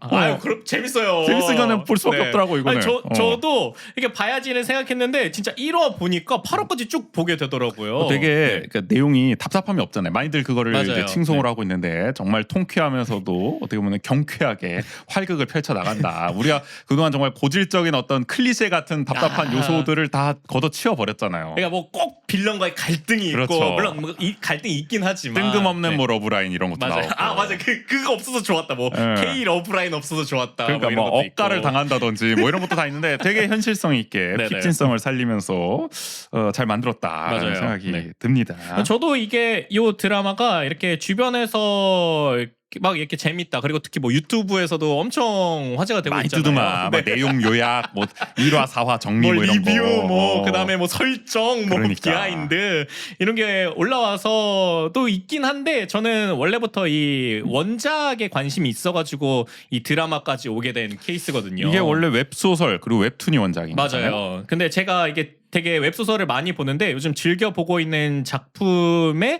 작가가 예전에 썼던 작품이 이 중증외상센터여가지고 한산이가 작가죠? 네네 맞아요. 근데 그 작가가 제가 지금 읽고 있는 건 AI 닥터라는 AI 그것도 메디컬 이분은- 소재. 이분은 늘 메디컬만 쓰시나요? 아니 의료인 출신이라고 들은 것 네, 같은데 의사 의사 출신이요. 아 출신에. 그래서 본인의 경험을 바탕으로 한 항상 이 맞아요, 메디컬 맞아요. 장르를 쓰시는 거구나. 근데 요 그 AI 닥터라는 작품에 이 중증외상센터 주인공 그 백광혁이 막 나오기도 해요. 세계관이 겹쳐요? 맞아요. 그렇구나. 근데 제가 이거 읽을 때는 그게 뭐 중증외상센터 인물이라는 걸 그렇지. 몰랐었거든요. 그냥 AI 나오는 거예요. 새로 나오는 등장 인물인가 보다 네네. 그랬는데. 근데 이제 최근에 요 드라마화 된다 이러고 알고 보니까 그 작품에 나왔던 그 사람인 거야. 그래서 작품 그러면서 좀 더 관심을 갖게 됐었죠. 흥미가 네. 생겨서 네. 관심을 또 보게 되셨다. 맞아요. 그렇죠. 그래서 뭐 원작을 또 보신 분들은 저 중증외상센터 웹소설이나 네네. 웹툰 그 굉장히 잘 살렸다라고 또 평가를 하는 것 같더라고요. 그러니까 이게 보통 원작 기반 드라마는 약간 그 원작 팬들이 이렇게 팔짱 끼고 아, 그렇지. 항상 지적할 준비가 돼 있잖아. 마음에 안 들어. 어떻게든 박수 칠 준비는 안 돼 계시거든. 네네. 항상 뭐가 다른지만 이렇게 아주 눈에 불을 켜고 찾으시는 맞아요. 분들이 많이 계신데 이거는 그래도 생각보다 호평을 많이 받고 그러니까요. 있다. 그게 원작 팬들한테도 이제 칭찬을 받고 원작 안 본 팬들한테 그다음에 뭐 국내외 글로벌 팬들한테까지 뭐 이렇게 되면 칭찬을 이제 받으니까. 원작에 대한 관심도 높아지는 거죠. 그쵸. 네. 그래서 잘 만들었다라는 생각이 듭니다. 시놉시스를 잠깐 설명을 드려야겠네. 못 보신 분들. 아. 오늘 스포가 좀 나옵니다, 여러분들. 네네. 일단 시놉시스 이렇게 설명이 됐어요. 환자를 살릴수록 적자가 쌓이는 눈엣가시 대학병원 중증외상팀에 전쟁 지역을 누비던 천재 외상외과 전문의 백강혁이 부임해 유명무실했던 중증외상팀을 실제로 사람을 살리는 중증외상센터로 만들어가는 이야기다. 이 백강혁 주인공을 주지훈 배우가 연기했는데 아주 찰떡 같은 어우 싱크로 진짜 연기 잘하시더라고요. 박수를 받더라고요. 네. 그래서 뭐 그런 질문도 많이 받던데 이국종 교수를 결국 모티브로 한 거 아니냐? 그런데 약간 좀 느껴져요. 그쵸? 네. 그런 느낌이 약간 메이크업도 약간 이렇게 좀 피로감이 어느 정도 좀 낯빛에도 항상 듯하고 이렇게 다크서클도 있고. 그런 게 좀 보이더라고요. 저도 약간 이국종 얼굴이 좀 보이더라고요. 이 그리고 약간 교수의. 저는 그게 이국종 교수도 약간의 그런 시니컬함이 있잖아요. 아, 그렇죠. 그러니까 그런 것도 이제 뭐 백강혁 캐릭터에도 그런 모습이 있어가지고. 맞아요. 네. 근데 뭐 실력은 엄청 뛰어나고 그러니까 그런 것들이 확실히 좀 겹쳐 보이긴 하더라고요. 네. 그리고 어떻게 보면 이 백강혁 주변에 있는 어떤 등장 인물들도 캐릭터가 아주 다 저마다 잘 잡혀 있어가지고 맞아요. 보는 네. 맛을 좀 살려줬던 것 같아요. 예를 들어서 어떻게 보면 이 외과에 또 펠로우로 들어오게 되는 양재원 추영우 배우가 연기한 항문 노예 1호로 불리게 네. 되는 양재원 그리고 이제 외과 간호사 천장미 이제 하영 배우가 연기를 했던 그리고 이제 박경원 이제 마취과 네, 레지던트. 정재광 배우가 연기했던 또 한유림 이분이 이제 아주 대각성을 하게 되는 게 어떻게 보면 이 드라마에서 매력 중 하나인데 이 외과 과장으로 나오죠. 맞아요. 학문외과의 네. 또 과장이기도 하고 윤경호 배우가 연기했습니다. 그리고 병원장인 이제 김희성 배우가 연기한 최조은까지 마지막에 아주 대단한 또 반전을 어떻게 보면 있었죠. 만들어내는 네. 배우이기도 한데 역할이기도 한데 어쨌든 이런 주 조연들이 좀 성장하는 모습, 각성하는 모습 이런 걸 보여주는데 좀 뻔하기는 할 수도 있어요. 어떻게 보면. 맞아요. 반전도 어떻게 보면 다 예측 가능할 수도 있어. 근데 그런 게 납득 가능합니다. 어떻게 보면 네네. 또 극적인 장치들로 잘 만들어냈던 것 같아요. 그리고 이 정도는 충분히 우리가 수용해줄 수 있다. 그리고 보는 그게 사람들도. 보통 이렇게 드라마에서 막 풀다가 안 되면 그냥 딸깍 버튼 써가지고 뭐 데우스 엑스 마키나 뭐 이런 네네. 얘기들 나오듯이. 근데 막 그렇지는 않았던 것 같아요. 맞아, 이 또 정도면은 이게 예상됐는데 다음 시즌을 오히려 좀 기다리게 하는 맞아요. 또 네. 결말을 내기도 했고 여러모로 깔끔했다. 네네. 군더더기가 없었다. 그렇게 좀 평가할 수가 있는 것 같습니다. 저는 약간 이거 드라마 보면서 한편으로는 좀 도둑들이 생각났단 말이에요. 나 그거 안 봤는데 어떤 점에서 좀 비슷해요? 그러니까 왜냐면은 그 도둑들도 이렇게 캐릭터마다의 약간 서사라든지 그 캐릭터성들이 되게 강하게 드러나는 오락 영화로 되게 재밌게 느껴졌었거든요. 입체적으로 좀 살렸군요. 네네. 근데 그런 것들이 또 팀으로서 뭐 어디 카지노를 털고 금고를 털고 이런 내용들이 있었는데 중증외상센터도 메디컬 드라마기는 하지만 이 각각의 캐릭터들의 포인트를 좀 짚으면서 팀으로서 이 이야기를 풀어나간다는 점에서 저는 좀 비슷한 매력으로 느껴졌던 것 같아요. 맞아요. 이 드라마에서 강조한 것도 물론 뭐 백강혁의 어떤 영웅적인 활약도 있겠지만 네네. 결국에는 그게 팀 플레이로 또 이루어진다는 점을 또 한번 보여주고 싶은 거 맞아요. 아니겠습니까? 백강혁 혼자만 있어서 이게 다 되는 것도 아니다라는 네네. 점을 그런 점에서 이 팀과의 어떤 화합 시너지를 또 잘 담아냈다라는 생각이 들기도 하고. 근데 뭐 기본적으로는 이게 근데 뭐 의학 드라마라기보다는 거의 뭐 판타지 히어로물에 가깝다라는 얘기들을 많이 하시는 것 같습니다. 그쵸. 백강혁이 다 캐리하는 건 사실이에요. 뭐 네. 팀은 있다고는 하지만 뭐 실력 있고 돈도 많은 우리 백강혁이가 손만 대면 뭐 환자를 다 살려가지고 뭐 신의 손이라는 네네. 별명을 갖고 있기도 하고. 그리고 뭐 헬기에서 막 그냥 그냥 막 뛰어내리죠. 뛰어내리고. 헬기 운전도 직접 합니다. 나중에는. 그리고 막 중증 외상팀을 중증 외상 센터로 만들어내고 펠로우 그 데려오기 힘들다서 펠로우도 막 데려오고 또 의료 사고 의혹이 막 터져서 자기에 대한 모함이 있는데 그거를 그냥 당당히 정면 돌파하면서 네네. 논파를 하는 모습도 있고 에어 앰뷸런스와 닥터 헬기도 자기가 그냥 다 구해내고 뭐 이런 모든 행위들이 특히 이제 사리 사욕이 아니라 오로지 환자를 살려야 한다는 어떻게 보면 대의적인 사명감. 사명감에 네. 의해서 전력 투구가 이렇게 네. 던져지는 거니까 그런 점을 좀 또 영웅적으로 우리가 좀 바라보게 되는 것 맞아요. 같습니다. 그런 걸 또 부각을 하는 것 같고요. 그 여기 원작 작가 그 한산이가 작가님이 유튜브도 하세요. 이렇게 뭐 의사 출신이시다 원래 보니까 크리에이터로 좀 유명하시잖아요. 맞아요. 그 작가들끼리 하는 유튜브 채널이 또 있고 음. 그다음에 의사들이 해서 하는 유튜브 채널이 또 있더라고요. 그래서 그 각각의 채널에서 이 비하인드라든지 이런 걸 많이 풀고 계시는데 백강혁을 설정한 것 자체를 약간 초인으로 설정을 하셨다고 하더라고요. 맞아요. 그 얘기를 하더라고요. 네, 그래서 뭐 초감각을 가지고 있고 힘도 초인적 거의 캡틴 아메리카의 버금가는 그러니까 그 정도로 갖고 있다. 뭐 이렇게 표현을 인간 하시더라고요. 병기지 인간 병기 맞아요. 정도면은. 네. 그래서 그 인터뷰에서 실제 그렇게 또 얘기했더라고요. 그러니까 한국 외상외과 시스템은 엉망이다. 백강혁 같은 괴물이 아니면 안 되겠다고 생각했다. 백강혁을 마블 히어로 같은 사람으로 만들 수밖에 없었다. 그러니까 역설적으로 어떻게 보면 그렇게 얘기할 수도 있어요. 그러니까 주인공이 너무 다 모든 난관을 그냥 자기가 다 헤쳐나간 전개 너무 비현실적인 거 아니냐, 네네. 뻔한 거 아니냐. 근데 이게 어떻게 반대로 보면은 현실을 반영하고 있다고 볼 수도 있는 거예요. 역설적이지만은 네. 그러니까 이런 영웅이 있지 않고서야 오늘날의 중증 외상센터는 불러갈 수가 없다.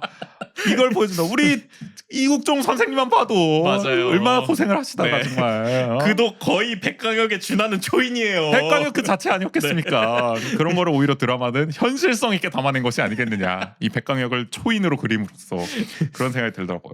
지금부터는 드라마 얘기 좀 해봤고 네. 저 원주 강원도 현실을 좀 얘기를 해보면은 저는 이 드라마 보면은 많은 분들이 이제 전국의 어떤 우리 외상 의료의 현실 맞아요. 이런 걸 많이 외상외과 의료의 현실 생각을 하지만 저도 강원도의 현실 좀 떠오르더라고요. 우리 원주하는 척에서도 강원도의 열악한 의료 현실을 많이 짚었습니다만은 네네. 외상외과는 더 심각하거든요. 그쵸. 말할 것도 없습니다. 네. 일단은 저 한국에서의 이제 외상 이제 외과의 현실을 좀 짚어볼게요. 먼저. 중증외상센터를 보건복지부가 전국 곳곳에 권역외상센터를 지정해서 운영하고 있습니다. 일단 권역외상센터라는 거는 365일 24시간 교통사고 추락 등에 의한 다발성 골절 출혈 등을 동반한 중증 외상 환자에 대해 병원 도착 즉시 응급수술이 가능하고 최적의 치료를 제공할 수 있는 시설 장비 인력을 갖춘 외상 전용 치료센터라고 보건복지부에서 정의하고 있습니다. 그러니까 우리 드라마에서 본 그대로 맞아요. 정말 예상하지 못한 정말 갑자기 실려온 정말 긴급한 환자들을. 정말 목숨이 왔다 갔다 하는 그런 심각한 부상을 당한 환자를 빠르게 살려내야 하는 그런 정말 모든 시설과 인력을 갖춰야 되는 센터가 이 권역외상센터라고 할 수가 있는 네네. 거예요. 이게 생기게 된 과정이 있었죠. 2009년에 그 유명한 아덴만 여명 작전이 있었습니다. 이 소말리아 해적 일파에 납치됐던 화물선 3호 주얼리호를 청해 부대가 구출했던 작전이었는데 네네. 이때 석혜균 선장이 총상을 입었었는데 당시 아주대학교 외상외과장이었던 이국종 교수가 치료에 성공하면서 정말 드라마였죠 이때. 이게 국민 영웅이 됐잖아요. 어떻게 보면 드라마에서도 나오는 장면이랑 비슷하잖아요. 맞아요. 그 남수단 가서 살려냈던 맞아요. 그 장면. 그 대위를 살려내는 똑같은 장면이죠. 그러면서 이국종 교수가 이제 스포트라이트를 받으니까 중증외상센터가 필요합니다. 이게 공론화를 했습니다. 이런 네. 일이 언제 대한민국 영예에서 이런 일이 벌어졌으면 석 선장은 사망했을지도 모른다. 이런 얘기까지 남겼잖아요. 그만큼 네네. 우리 의료 현실이 심각하다라고 했고 그래서 공론화가 되니까 2011년 보건복지부가 2016년까지 2천억 원을 투자해 중증외상센터를 전국 16개에 설치하겠다고 발표를 했습니다. 그리하여 현재 전국에서 17곳이 운영 중인데요. 우리 강원도는 몇 개가 있느냐? 딱 하나 있습니다. 그게 원주에 있습니다. 아, 2015년 지정된 연세대 원주 세브란스 기독병원입니다. 네네. 뭐 다 아시죠? 여기 권역 응급센터 빨간색 맞아요. 간판으로 아주 크게 써 있잖아요. 네네. 강원도 유일합니다. 강원도를 다 담당하고 있어요. 야, 이 세브란스 하나가. 그래서 닥터 헬기도 뜨죠. 그쵸. 여기. 네. 항상 헬기가 오가는 모습을 우리가 볼 수가 있습니다.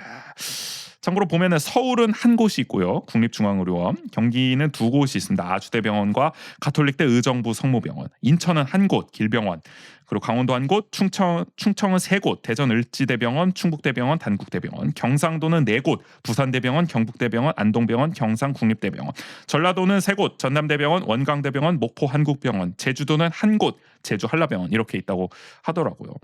어떻게 보면 생각보다 서울이랑 경기에 좀 적지 않나라는 생각이 좀 드네요. 그런데 네. 서울은 서울형 중증외상센터라고 해서 서울시에서 지정을 해서 서울대병원, 고려대 구로병원, 안암병원 이렇게 또 추가 지정이 돼 있는 상황입니다. 수도권은 이걸로 이제 커버를 하고 있다. 저 서울이 네, 어느 정도. 근데 이걸로도 모자르겠지. 아, 서울은 그렇긴 어떻게 하겠지만. 보면은. 네, 네. 그래서 열악합니다.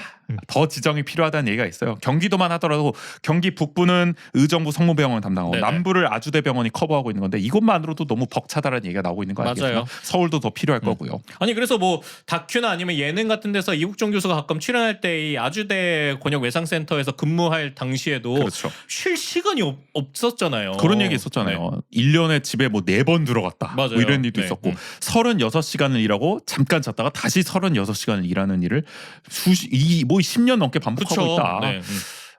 이런 게 지속 가능하지는 않을 거 아닙니까? 그러니까 네네. 충분한 어떤 센터의 확대, 또 인력, 또 뭐 이런 장비 지원 이런 게 필요하다는 거를 우리가 계속 절감할 수가 있는 거고요. 그래도 이마저도 그러니까 생긴 지가 한 10년 정도 된 겁니다. 10년 전에는 더 열악했다는 겁니다. 이마저도 그럼요. 없을 때는.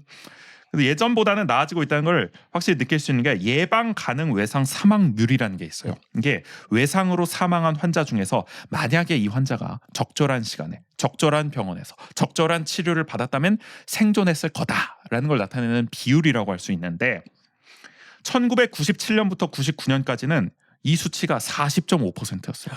그러니까 10명 중 4명은 만약에 제대로 된 치료만 제때 받았으면 살 수 있었다는 거예요. 그러니까 살 수 있었던 환자가 죽었다는 거죠. 그러니까 의료 말 그대로 시스템이 제대로 안 돼 있었던 바람에. 뭐 골든 타임을 그렇죠. 못 지켜서. 뭐 그 정확한 용어는 골든 아워라고 또 그러더라고요. 어. 골든 아워가 뭐 이국종 교수 말로는 네네. 골든 아워로 표현해야 된다. 뭐 그런 얘기도 있던데. 약간 뭐 골든 아워를 제대로 지키지 못해서 사망을 했다. 그게 무려 40.5%에 달했습니다.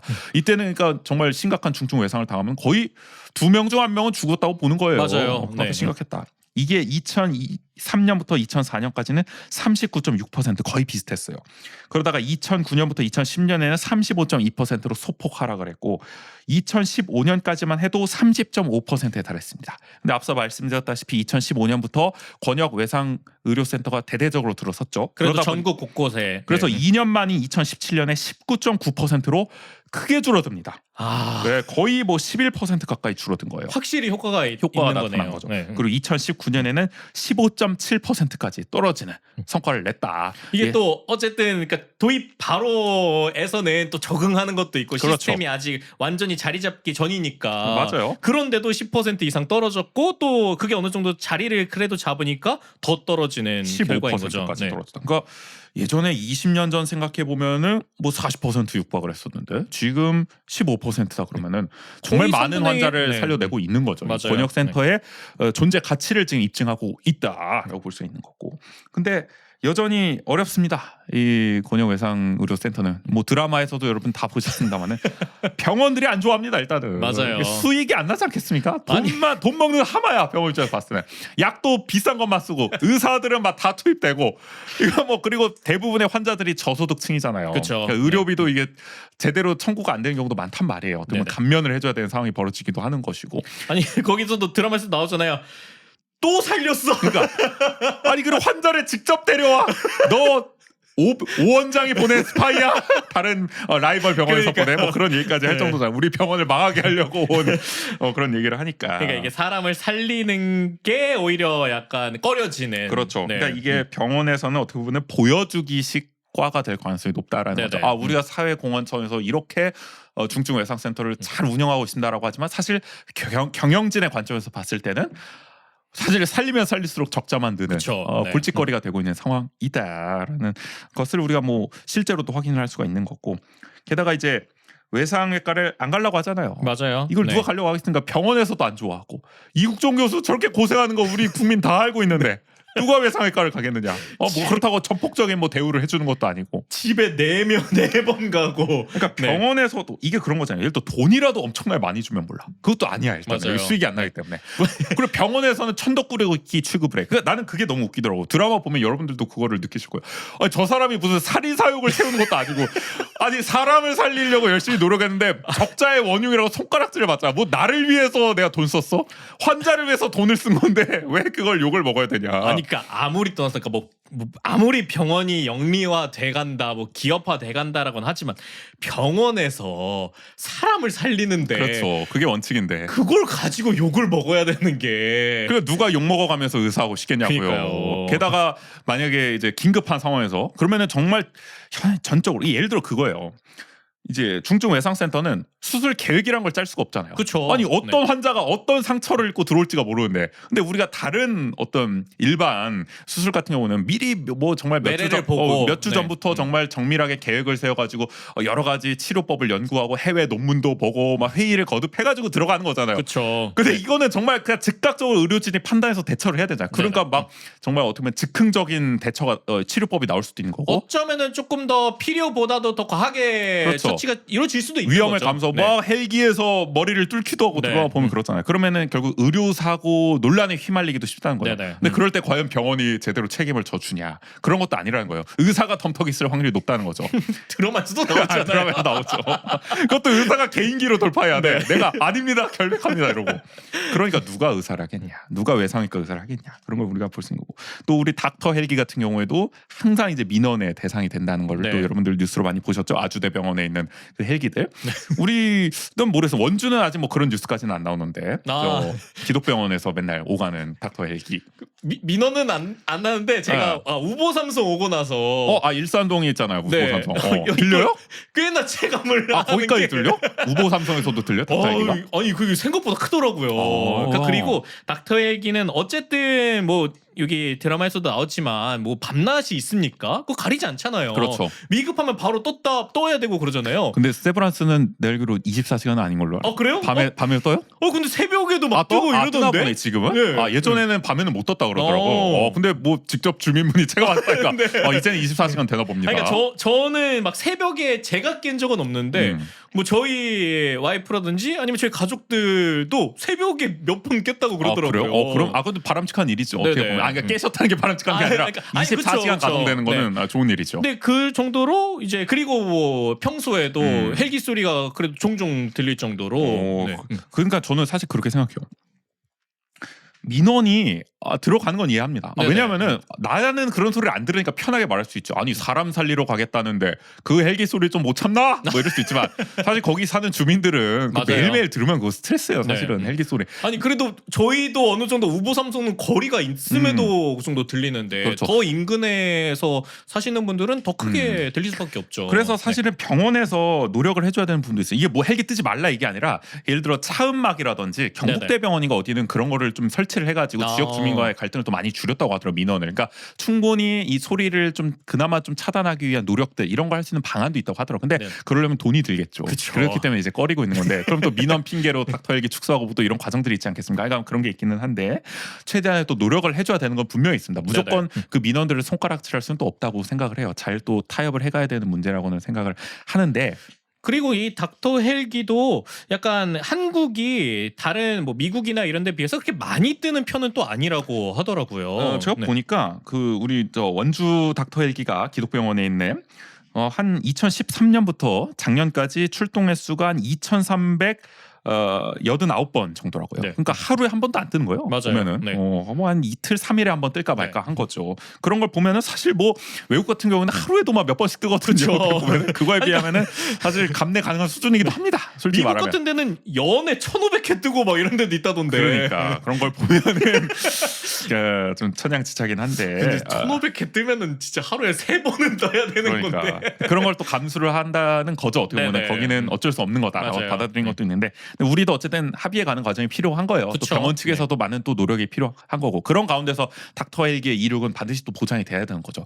저 드라마에서처럼 막 저 기조실장이 막 막아 소방청장하고 짜고 막 막고 막 이러면 안 되는 거 아니겠습니까? 맞아요. 그런 네. 일이 벌어져서는 안 될 것이고요. 근데 24시간 뜨고 있는 건 저는 몰랐네요. 기사 찾아봤을 때는 2019년에 아주대가 전국 최초로 24시간 닥터 헬기를 처음 도입했다라고 나와가지고 저는 다른 데는 안 되고 있는 줄 알았는데 그래도 약간- 뜬다는 건 다행이야. 뭐 그래 약간 그러니까 뭐 24시간은 아닐 수도 있는데 그러니까 새벽 일찍 뭐 이렇게 그렇게라도 뛸 수도 뜨면은 있는 다행이다. 거죠. 네. 최대한 목적을 살리기 위해서는 언제든지 항시 떠야 된다. 네네. 365일 24시간. 그리고 또 강원도면 그러니까 강원도가 산간 지역도 많고 이러다 보니까 헬기로 갈 수밖에 없는 경우도 많다고 하더라고요. 맞아요. 네.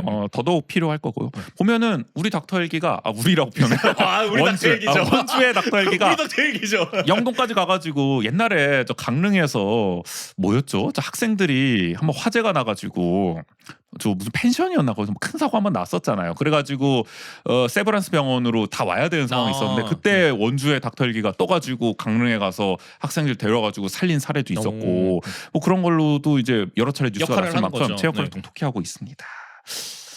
자, 약간 우리 뭐 현실 짚고 있었죠.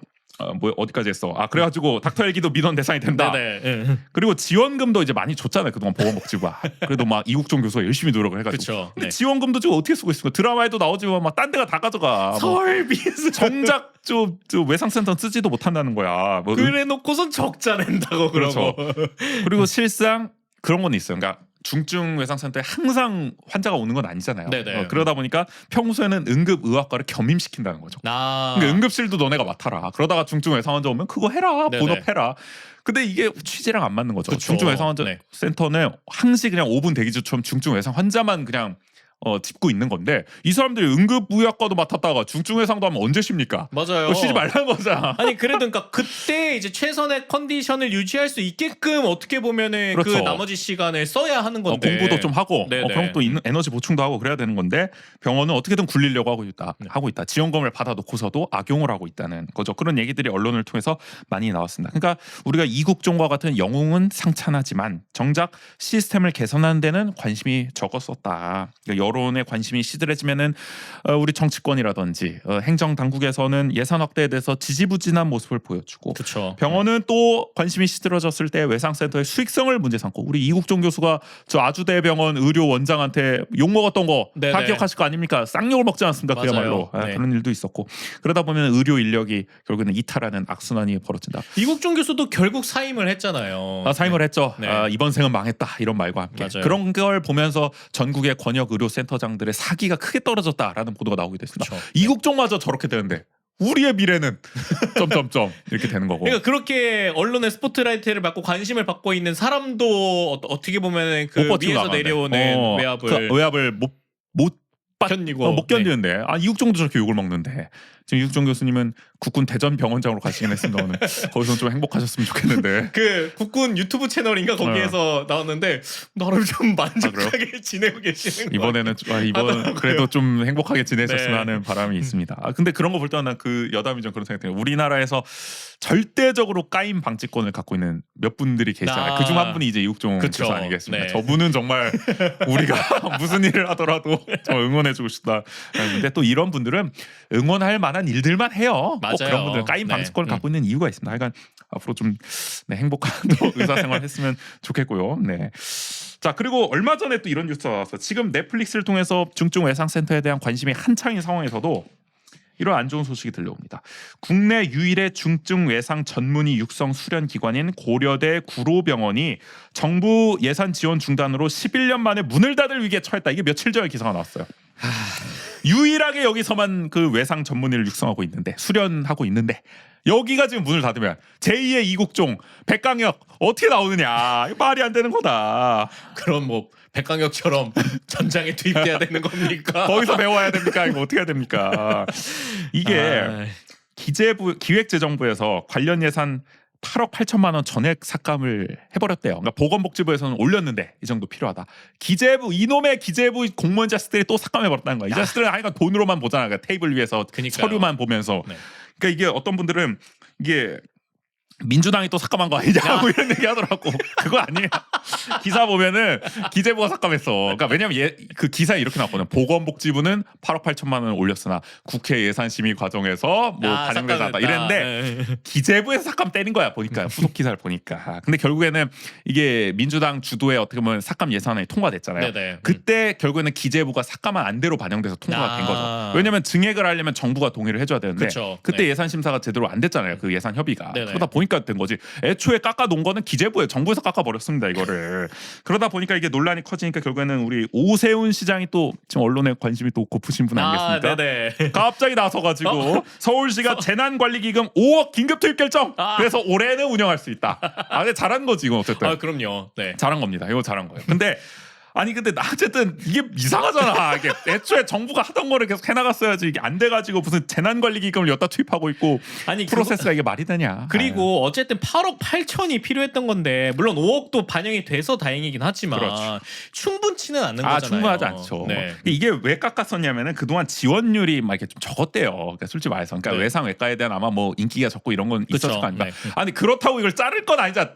그러면 외상 외과 아무도 안 하네? 그럼 예산 없애시다. 이게 아니라 이걸 왜 안 할까? 그쵸. 문제가 뭘까? 이걸 어떻게 하면 더 많이 참여하게 할 수 있을까? 이렇게 고민이 갔어야 되는 거고 보건복지부도 그렇게 의뢰를 했는데 기재부는 그냥 서류만 보고 실적이 왜 이래? 잘라 이렇게 된 거예요. 조금만 참지. 그러니까. 조금만 참지. 이 글로벌 1위 하고 뭐 물론 뭐 글로벌 1위 한다고 뭐 그렇게 높아지진 않겠지만 그래도 근데 이런데 미디어에 노출되는 효과가 당연히 그런 걸로 연결될 수는 있잖아요. 그렇죠. 아니 네. 우리 이국종 효과로 어쨌든 외상외과 지원을 좀 높아졌다 이런 맞아요. 얘기도 있었잖아요. 네. 그러니까 이게 계속 어떻게 보면 살리고자 노력을 하는 건데 외상외과를 네. 기재부가 이렇게 길을 꺾어버리면 팍 꺾어버리면 어쩌자는 겁니까 이게 지금. 그러니까 나 이 경제통들 진짜. 그러니까 병원의 경영진도 그렇고 기재부 관료들도 그렇고 돈으로만 이게 모든 걸 판단하고 있는 거예요. 그렇죠. 이거 네. 도대체 우리가 병원을 왜 운영하고 있는 겁니까? 의료 인력을 왜 양성하고 있는 겁니까? 이런 걸 보면서 우리가 다시 한번 혀를 차게 되는 거고요. 결국에는 시스템이 부재하고 아무도 관심이 없으니까 영웅이 나타나서 고군분투하면서 캐리할 수밖에 없는 상황이다. 그야말로 백강혁이 있어야 하는 거냐? 네. 라는 생각이 드는데. 백강혁이 전국 곳곳에 있지 않는 이상은 맞아요. 네. 근데 또 한편으로 그런 생각이 들어요. 우리 강원도 현실을 보면은 백강혁이 와도 과연 살릴 수가 있을까? 강원도는 또 힘들지 않을까? 백강혁도 결국에는 서울이었기 때문에 가능했던 게 아닐까? 난 그런 생각이 또 들기도 하더라고요. 강원도 통계 잠깐 또 볼게요. 중증 외상 환자 발생률 보면은 전국 평균이 2023년 기준 16%입니다. 발생률이.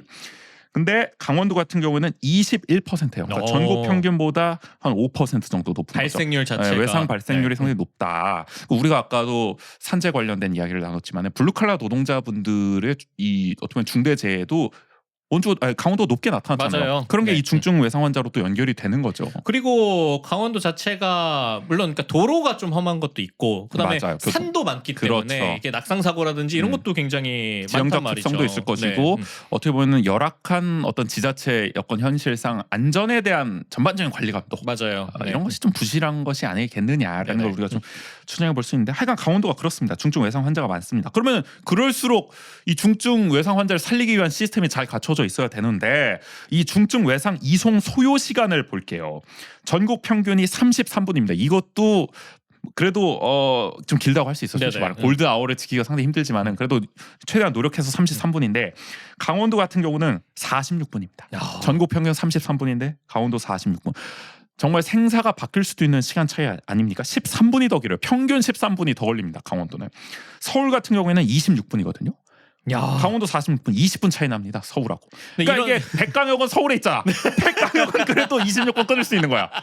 강원도 46분에 천하의 백강혁도 이거 못 살리는 거야. 되겠냐고. 백강혁은 이런 상황이면은 매번 병원에 못 와. 매번 헬기에서 뭔가 헬기에서 먹고 자고 해야 됩니다. 이게 되겠냐고요. 이게. 강원도에는 헬기가 아니라 에어 앰뷸런스가 계속 필요해. 안 돼. 그러니까 이게 문제가 되는 거고요. 그러니까 대체적으로 보면 유일하게 40분 넘은 거는 그 강원도밖에 없어요. 아무리 못해도 지금 강원도 다음 가는 데가 보니까 저 충북 충남인데 여기도 39분대를 끊고 전북 전남도 뭐 38분에서 37분대를 끊거든요. 광주는 27분까지 끊어요. 야. 여기는. 근데 우리는 46분 이게 말이 되냐 강원도는. 그러니까 이게 헬기로 떠도 이 정도 거리고, 그러니까 원주에서 그렇잖아요. 그러니까 고성만 생각해도 굉장히 멀잖아요. 아, 너무 멀죠. 그러니까 네. 닥터헬기가 거기까지 날아간다 생각해봐. 끝에서 끝 날아가야 되는 거야. 근데 원주 보고 그걸 커버하라고 있는 거야. 중간 급유를 해야 되지 않을까? 안 된다는 거야. 그러니까 이게 닥터헬기가 있다고는 하지만 아까 우리가 닥터헬기 얘기 여러 개 했지만 강원도 전역을 날아다닐 수 없어요. 이분들도 얼마나 힘들겠습니까? 맞아요. 이걸 다 하려면. 지금 닥터헬기가 이송 환자를 아까 2,389번 출동을 네네. 했다 그랬잖아요. 그래가지고 2,186명을 이송을 했는데 가장 많이 출동한 지역을 지난 10년 동안 보니까 영월, 정선, 평창이에요. 그러니까 원주 주변을 어쨌든 최대한 많이 날아갔고 네네. 그 외에 뭐 강릉이나 뭐 고성 이런 데까지도 갔겠죠. 네. 그러니까 평소에도 굉장히 인접 지역을 많이 날아가고 있는 상황인데 게다가 충북, 제천이나 충주까지 가야 되거든요. 이분들은. 아, 그렇죠. 다 담당하고 있는 거예요. 그러니까 보통 이렇게 영향권, 그러니까 책임져야 될 범위가 너무 넓어지는 거잖아요. 그러니까 아니, 이분들은 콜 때문에 가면 충청도 날아갔다가 영월 정선 갔다가 막 고성도 어쩔 때 가고 고성도 하고. 강릉 가고 뭐 이거 어떻게 해야 됩니까? 이거 이분들 너무 어렵다는 겁니다. 그래서 영동 권역에 추가적으로 닥터 헬기가 필요하다라는 얘기가 계속 나오고 있다고 하더라고요. 네네. 그래서 이런 것도 좀 고민은 필요합니다. 그러니까 우리가 권역 지금 권역 외상센터가 강원도에 한 곳 지정돼 있다고는 하지만 강원도의 특성을 봐야죠. 그렇죠. 네. 태백산맥이 넘는 걸로 완전히 달라지는데 맞아요. 지역이 영서에 하나 두고 영동에 또 하나 더 해야죠. 그렇죠. 아니면 영동이 안 된다면 최소한의 춘천이라도 있어야. 뭐 춘천 그렇죠. 춘천도 네. 어쨌든 뭐 대학병원들이 있으니까. 맞아요. 그러니까 그러면 강원 북부라도 어떻게 그렇죠. 이렇게 접경 딱 오고 지역도 올수 멀어요. 있으니까. 지금은 남에서 북으로 가고 남쪽 서쪽 서남 끝에서 동쪽 끝까지 끝까지 가고. 너무 멀어요. 그러니까 내가 볼 때는 강릉 아산병원이나 뭐 이런 쪽에도 네네. 뭐 시설 확충을 해서라도 좀 지어야 되는 게 아닌가라는 생각을 하게 됩니다. 맞아요. 네. 그리고 이게 16곳을 지정한 이후에 이게 늘어나지를 않고 있는 거잖아요. 뭐 한 곳 정도 늘어나긴 네네. 했는데 사실 뭐 강원도 쪽 이런 데가 더 필요한 건데 맞아요. 그게 잘 안 네. 되고 있는 현실인 거고요. 근데 뭐 지금 우리가 중증 외상만 얘기했지만은 사실 강원도는 중증 외상은커녕 그냥 응급 환자 자체를 지금 제대로 감당하기가 그쵸. 어려운 현실이에요. 네. 의료 접근성 자체가 낮고요. 인력난 때문에 중증 외상센터는커녕 응급실조차 가동을 못하는 경우가 발생합니다. 이번에 속초의료원 또 응급실 중단됐잖아요. 이게 매번 강원대병원도 저번에 응급실 야간 진료 중단됐잖아요. 맞아요. 이게 말이 되는 건 거냐는 겁니다. 그리고 응급실 뺑뺑이가 뭐 다반사입니다. 네. 특히 의정 갈등이 벌어진 작년에 환자 재이송 건수가 예년보다 2배에서 3배 늘어났다고요. 그래서 정말 구급차에서 환자가 사망하는 경우가 벌어진다는 거죠. 아니 그리고 뭐 심심치 않게 보게 되는 소식이 뭐 아이 낳는 것도 이제 뭐 도로에서 낳는 경우도 강원도에서 맞아요. 심심치 않게 들려오는 소식 중에 하나잖아요. 산부인과가 또 워낙 부족하니까. 네네. 그러니까 이게 미국이나 유럽에서는 상상할 수가 없다는 일이잖아요. 그쵸. 응급실 뺑뺑이라는 게 오히려 의사 간호사가 먼저 와서 대기를 하고 있지. 무슨 응급실을 저기 가세요. 우리 못 봤습니다. 전환을 시키는 일이 어딨냐는 거예요. 아니 그러니까 메렌 돌진체다 응급실을 말도 안 되는 일인 네. 거죠. 그러니까 응급의학과가 제대로 돌아가지 않는 현실 이게 정말 이해할 수가 없는 거고 우리 강원도의 권역 응급의료센터도 원주 세브란스 기독병원, 한림대병원, 아산병원 이렇게 3곳밖에 없습니다. 네네. 강원도가 그렇게 넓고 정말 교통도 취약한 상황인데 이 3곳만으로 되겠느냐. 그럼요. 그러니까 영동만 하더라도 한 2-3개 필요할 수도 있는 거예요. 어떻게 보면은. 맞아요. 뭐 또 영서는 그래도 뭐 수도권하고 가까우니까 커버 친다고 하더라도 영동은 어떻게 하냐고 이거 너무 먼데. 영동 그 밑쪽에 삼척 이런 데는 아산병원 가기 힘들어요. 여기도. 그럼요. 그래 아산병원도 네. 병원 크기가 솔직히 큰 편은 아니란 말이에요. 그래서 영동에서 수요를 다 감당 못해서 세브란스로 보내버리는 거 아니에요. 네네. 이 아산병원도. 그러니까 이런 것도 확대가 필요하다라는 걸 알 수가 있고 또 하나 수치를 보면 치료 가능 사망률이라는 게 있습니다. 그러니까 환자가 제때 적절한 치료를 받았더라면 네네. 응급 환자가 살았을 텐데 그러지 못해서 사망했다. 그런 사람이 얼마나 되냐를 따지는 게 이 치료 가능 사망률입니다. 인구 10만 명당을 기준으로 보는 건데 2021년 기준 강원도는 49명이에요. 그래서 전국 2위입니다. 그러니까 무려 49명이 적절한 치료를 받지 못해서 사망했다. 그러니까 살릴 수 있는 환자가 49명이나 됐다라는 네네. 걸 알 수가 있는 거고요. 그리고 이게 강원도 안에서도 격차가 있어요. 2020년 기준으로 원주와 춘천 여기는 이제 인구 소멸 비위험 지역으로 꼽히죠. 상대적으로 네네. 인구가 그래도 좀 많고 증가율이 있는 편이니까 이 소멸 비위험 지역의 치료 가능 사망률은 39명이에요. 그런데 소멸 위험 지역 나머지 16개 시군이겠죠. 여기는 52명입니다. 야. 그러니까 이게 소멸 비위험 지역은 상대적으로 의료 인프라가 잘 갖춰져 있으니까 39명 정도인데 소멸 위험 지역은 뭐 의료 현실이 워낙 열악하지 않겠습니까? 그쵸. 그러니까 여기 52명으로 거의 뭐 그러니까 이 11명 안에서도 정도, 네. 10명 이상 차이가 또 나고 있다는 거죠. 12명 넘게 13명 가까이 차이가 나고 있는 겁니다. 근데 원주에서도 원주 뭐 춘천 합치겠지만 39명이면 이것도 꽤나 높은 수치겠네요. 그렇죠. 강원도 전체가 쉽지가 않아요. 네. 보면은 특히 삼척, 인제, 철원, 평창 이런 쪽은 지금 의료 응급 시설 자체가 상대적으로 부족하다. 뭐 병원은 말할 것도 없고 네네. 119 구조대 자체도 지금 많지가 않다라는 걸 우리가 알 수가 있습니다. 이 통계를 통해서. 그리고 원주만 봐도 원주조차도 이 격차가 나요.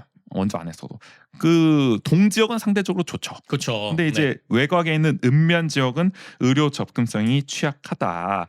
우리 원주가 30분 이내에 응급 의료 시설에 접근할 수 있는 그 퍼센테이지를 보면은 동지역은 99.9%. 그러니까 거의 다 거의 된다. 다, 네. 30분 안에 다 갈 수 있다. 근데 읍면 지역으로 하면 문막읍만 해도 57%밖에 안 됩니다. 그 문막조차도 공단이 있는데도 불구하고 취약해요. 그리고 8개 면 지역 평균이 43.7%에 그쳤다. 50%가 안 되네. 안 됩니다. 네. 특히 귀래면은 아예 0%입니다. 여기 30분 안에 못 간다는 겁니다. 그렇긴 하죠. 그리고 불온면도 0.3%밖에 안 됩니다. 신림면도 1.1%, 지정면도 2.9%밖에 안 돼요. 여기 기업 도시가 있는데도 불구하고. 그러니까 그래서 지정면에 의료 시설이 꼭 들어와야 된다라는 얘기가 그래서도 많이 나오고 있잖아요. 그래서 지금 네. 제2기독병원 건립 거의 확실시되고 맞아요. 있죠. 네. 그런 점에서 그나마 이 기독병원이 들어선다면은 네네. 조금은 개선될 수 있지 않을까라는 생각이 들기는 합니다. 그러니까 그 신속하게 의료 서비스를 받는다면은 이제 충분히 살릴 수 있는 환자들이 많이 있을 텐데 그쵸. 골든아워가 그래서 있는 건데 이 읍면 지역 같은 경우에는 원주 안에서도 골든아워가 굉장히 지키기 어려운 상황에 놓여 있다라는 점을 알 수가 있는 겁니다. 근데 이런 것들 때문에 특히 더 뭐 읍면 지역 아니면은 강원도 내에서는 이게 군단위 지역 이런 곳에 인구 소멸이 계속 발생되는 그 이 원인이 되기도 하잖아요. 그렇죠. 네. 아니 의료 이 불안해서 어떻게 삽니까? 그니까요. 그렇죠. 그러니까 원래 사시는 분들은 또 어쩔 수 없이 계속 사시겠지만 맞아요. 원래 네. 뭐 계속 터전을 잡고 계신 거니까. 근데 누가 귀농 귀촌을 한다든지 아니 뭐 읍면 지역에서 뭐 인구 유입 정책을 적극적으로 편다 한들 기본적인 이런 의료 시설이 갖춰져 있지 않으면은 엄두가 안 나는 거죠. 그렇죠. 그러니까 어떤 분들 그런 얘기 하셨어요. 원주 얘기는 아니지만 태백에 좀 이렇게 어떻게 보면 귀촌을 하신 분들 얘기 네네. 들어보면은 다 좋은데 의료가 너무 불안해. 아프면은 진짜 뭐 혼자 운전해서 40분 동안 원주로 달려와야 된다. 진짜 그것도 새벽에나 가능한 일이죠. 아니 40분이면 진짜 그냥 그러니까, 날라오는 거죠. 날라오는 거죠. 그것도 힘들게. 네. 그러니까 그런 현실에서 참 다 엮어져 있는 겁니다. 네네. 그러니까 인구 소멸 악순환이죠. 인구가 소멸되기 때문에 인구 인프라 의료 인프라는 더 나빠지고 의료 인프라가 나빠지니까 더 인구는 빠져나가고 이 고리를 끊어야 된다. 우리가 여러 번 얘기했죠. 우리 예전에 보건의료노조의 서명호 부장님을 모시고도 얘기를 했고 또 우리 어떻게 보면은 또 도민일보에서 또 의료 담당 기자로 활동하고 있는 우리 정호를 모시고 네. 또 이야기를 나눠봤던 거 맞아요. 아니겠습니까? 여러 가지 해결책 다 얘기를 했습니다. 결국에는 지역 필수 공공의료 강화로 나아가야 한다. 근데 지금 그게 전혀 안 되고 있는 상황이죠. 지금 뭐 속초 의료원, 강릉 의료원 이런 데는 임금 체불가 하고 있거든요. 네. 병역난이 워낙 심각해가지고 정부 지원은 속초 의료원 다 깎였어요. 왜 이게 논리가 그거야. 너네가 경영을 못해서 적자가 났으니 정부 지원금을 못 주겠다. 이럴 때일수록 오히려 정부 지원금을 줘야 되는 거 아니에요? 경영난이 시절일수록. 근데 너네가 알아서 살아라. 그때 보건의료노조의 서명호 부장님도 얘기를 했지만 코로나 때 의료원들이 하여간 엄청나게 최전선에서 활약을 했잖아요. 맞아요. 병상 다 네. 비우고 감염 환자들을 위한 그 병원 시설로 다 꾸며가지고 네네. 코로나 환자들만 전담 치료를 했잖아요. 여기서 그러느라 일반 병상을 다 빼는 바람에 코로나 끝나고 나서 병상 가동률이 뚝 떨어져 버렸고 그렇죠. 그 돈을 못 벌게 되니까 적자가 커져서 의료인들도 이탈하게 되고 의료인이 이탈하게 되니까 어떻게 보면은 저 환자들은 더 안 오게 되는 맞아요. 상황이 된 거죠. 네. 의료 서비스가 떨어지기 때문에 그런 악순환이 벌어졌으면 정부가 책임져야 될 거 아닙니까? 근데 정부는 이제 와서 니네가 경영을 못했네.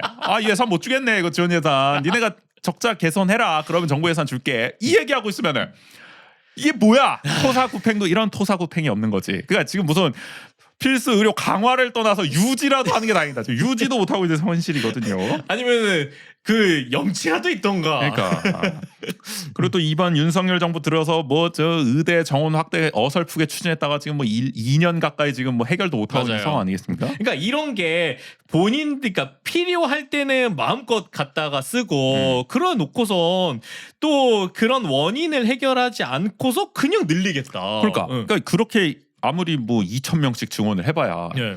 이게 지방 의료를 개선하는데 무슨 도움이 되겠느냐. 그럼요. 의료원을 다 죽여놓고서는. 네. 그러니까 모순적인 정책을 그냥 펼치고 있는 거고요.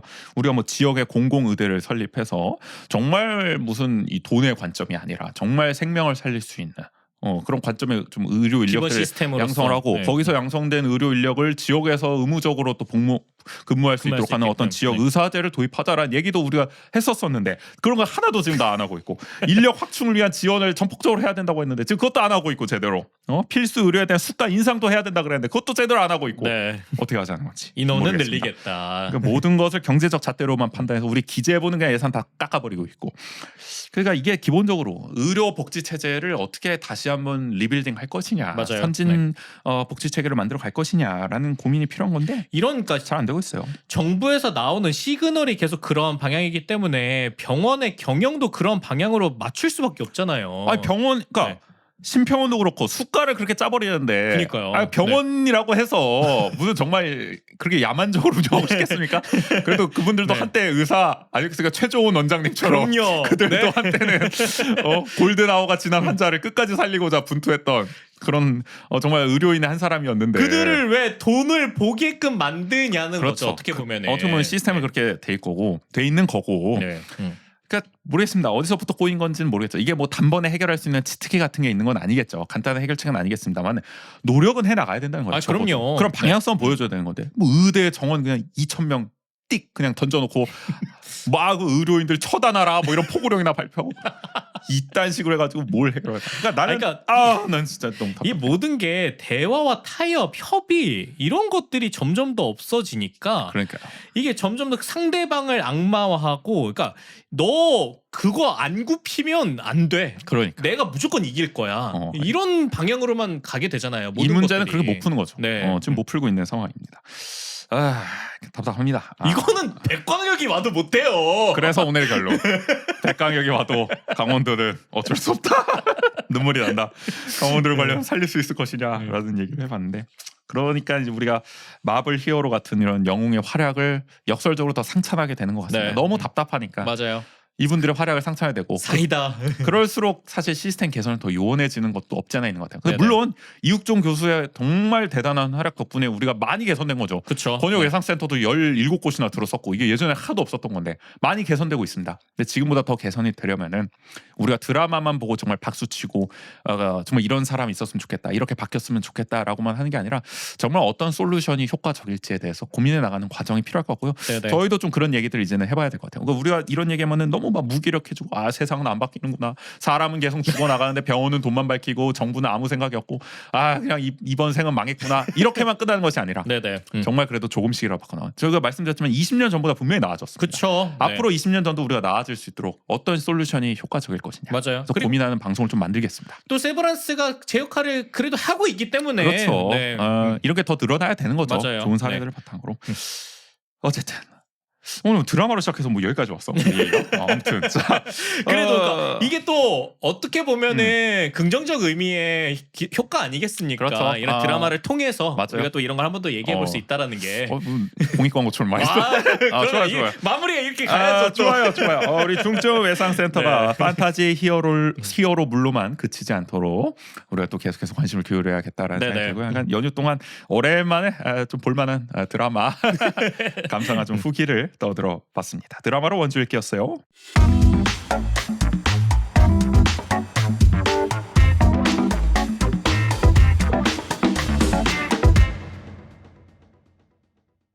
내일은 무실동은 지금 준비되어 있습니다. 올해 처음 열린 1월 원주시의회 리뷰 어김없이 진행해 보도록 하겠습니다. 이번 시의회가 좀 짧아가지고 리뷰를 좀 편하게 할 수 한 시간 있지 안으로. 않을까 싶은데 네. 잘 해보도록 하겠습니다. 여러분도 많이 들어주시고요. 네, 원주하는 척은 유튜브, 스포티파이, 팟빵, 네이버 오디오 클립, 플로에서 감상할 수 있습니다. 취향과 여건에 맞는 플랫폼에서 들으시고요. 매일매일 강원도와 원주 이야기를 올리는 인스타그램, 페이스북 계정도 운영 중입니다. 지역이 어떻게 돌아가고 있는지 궁금하시다면 팔로우 부탁드릴게요.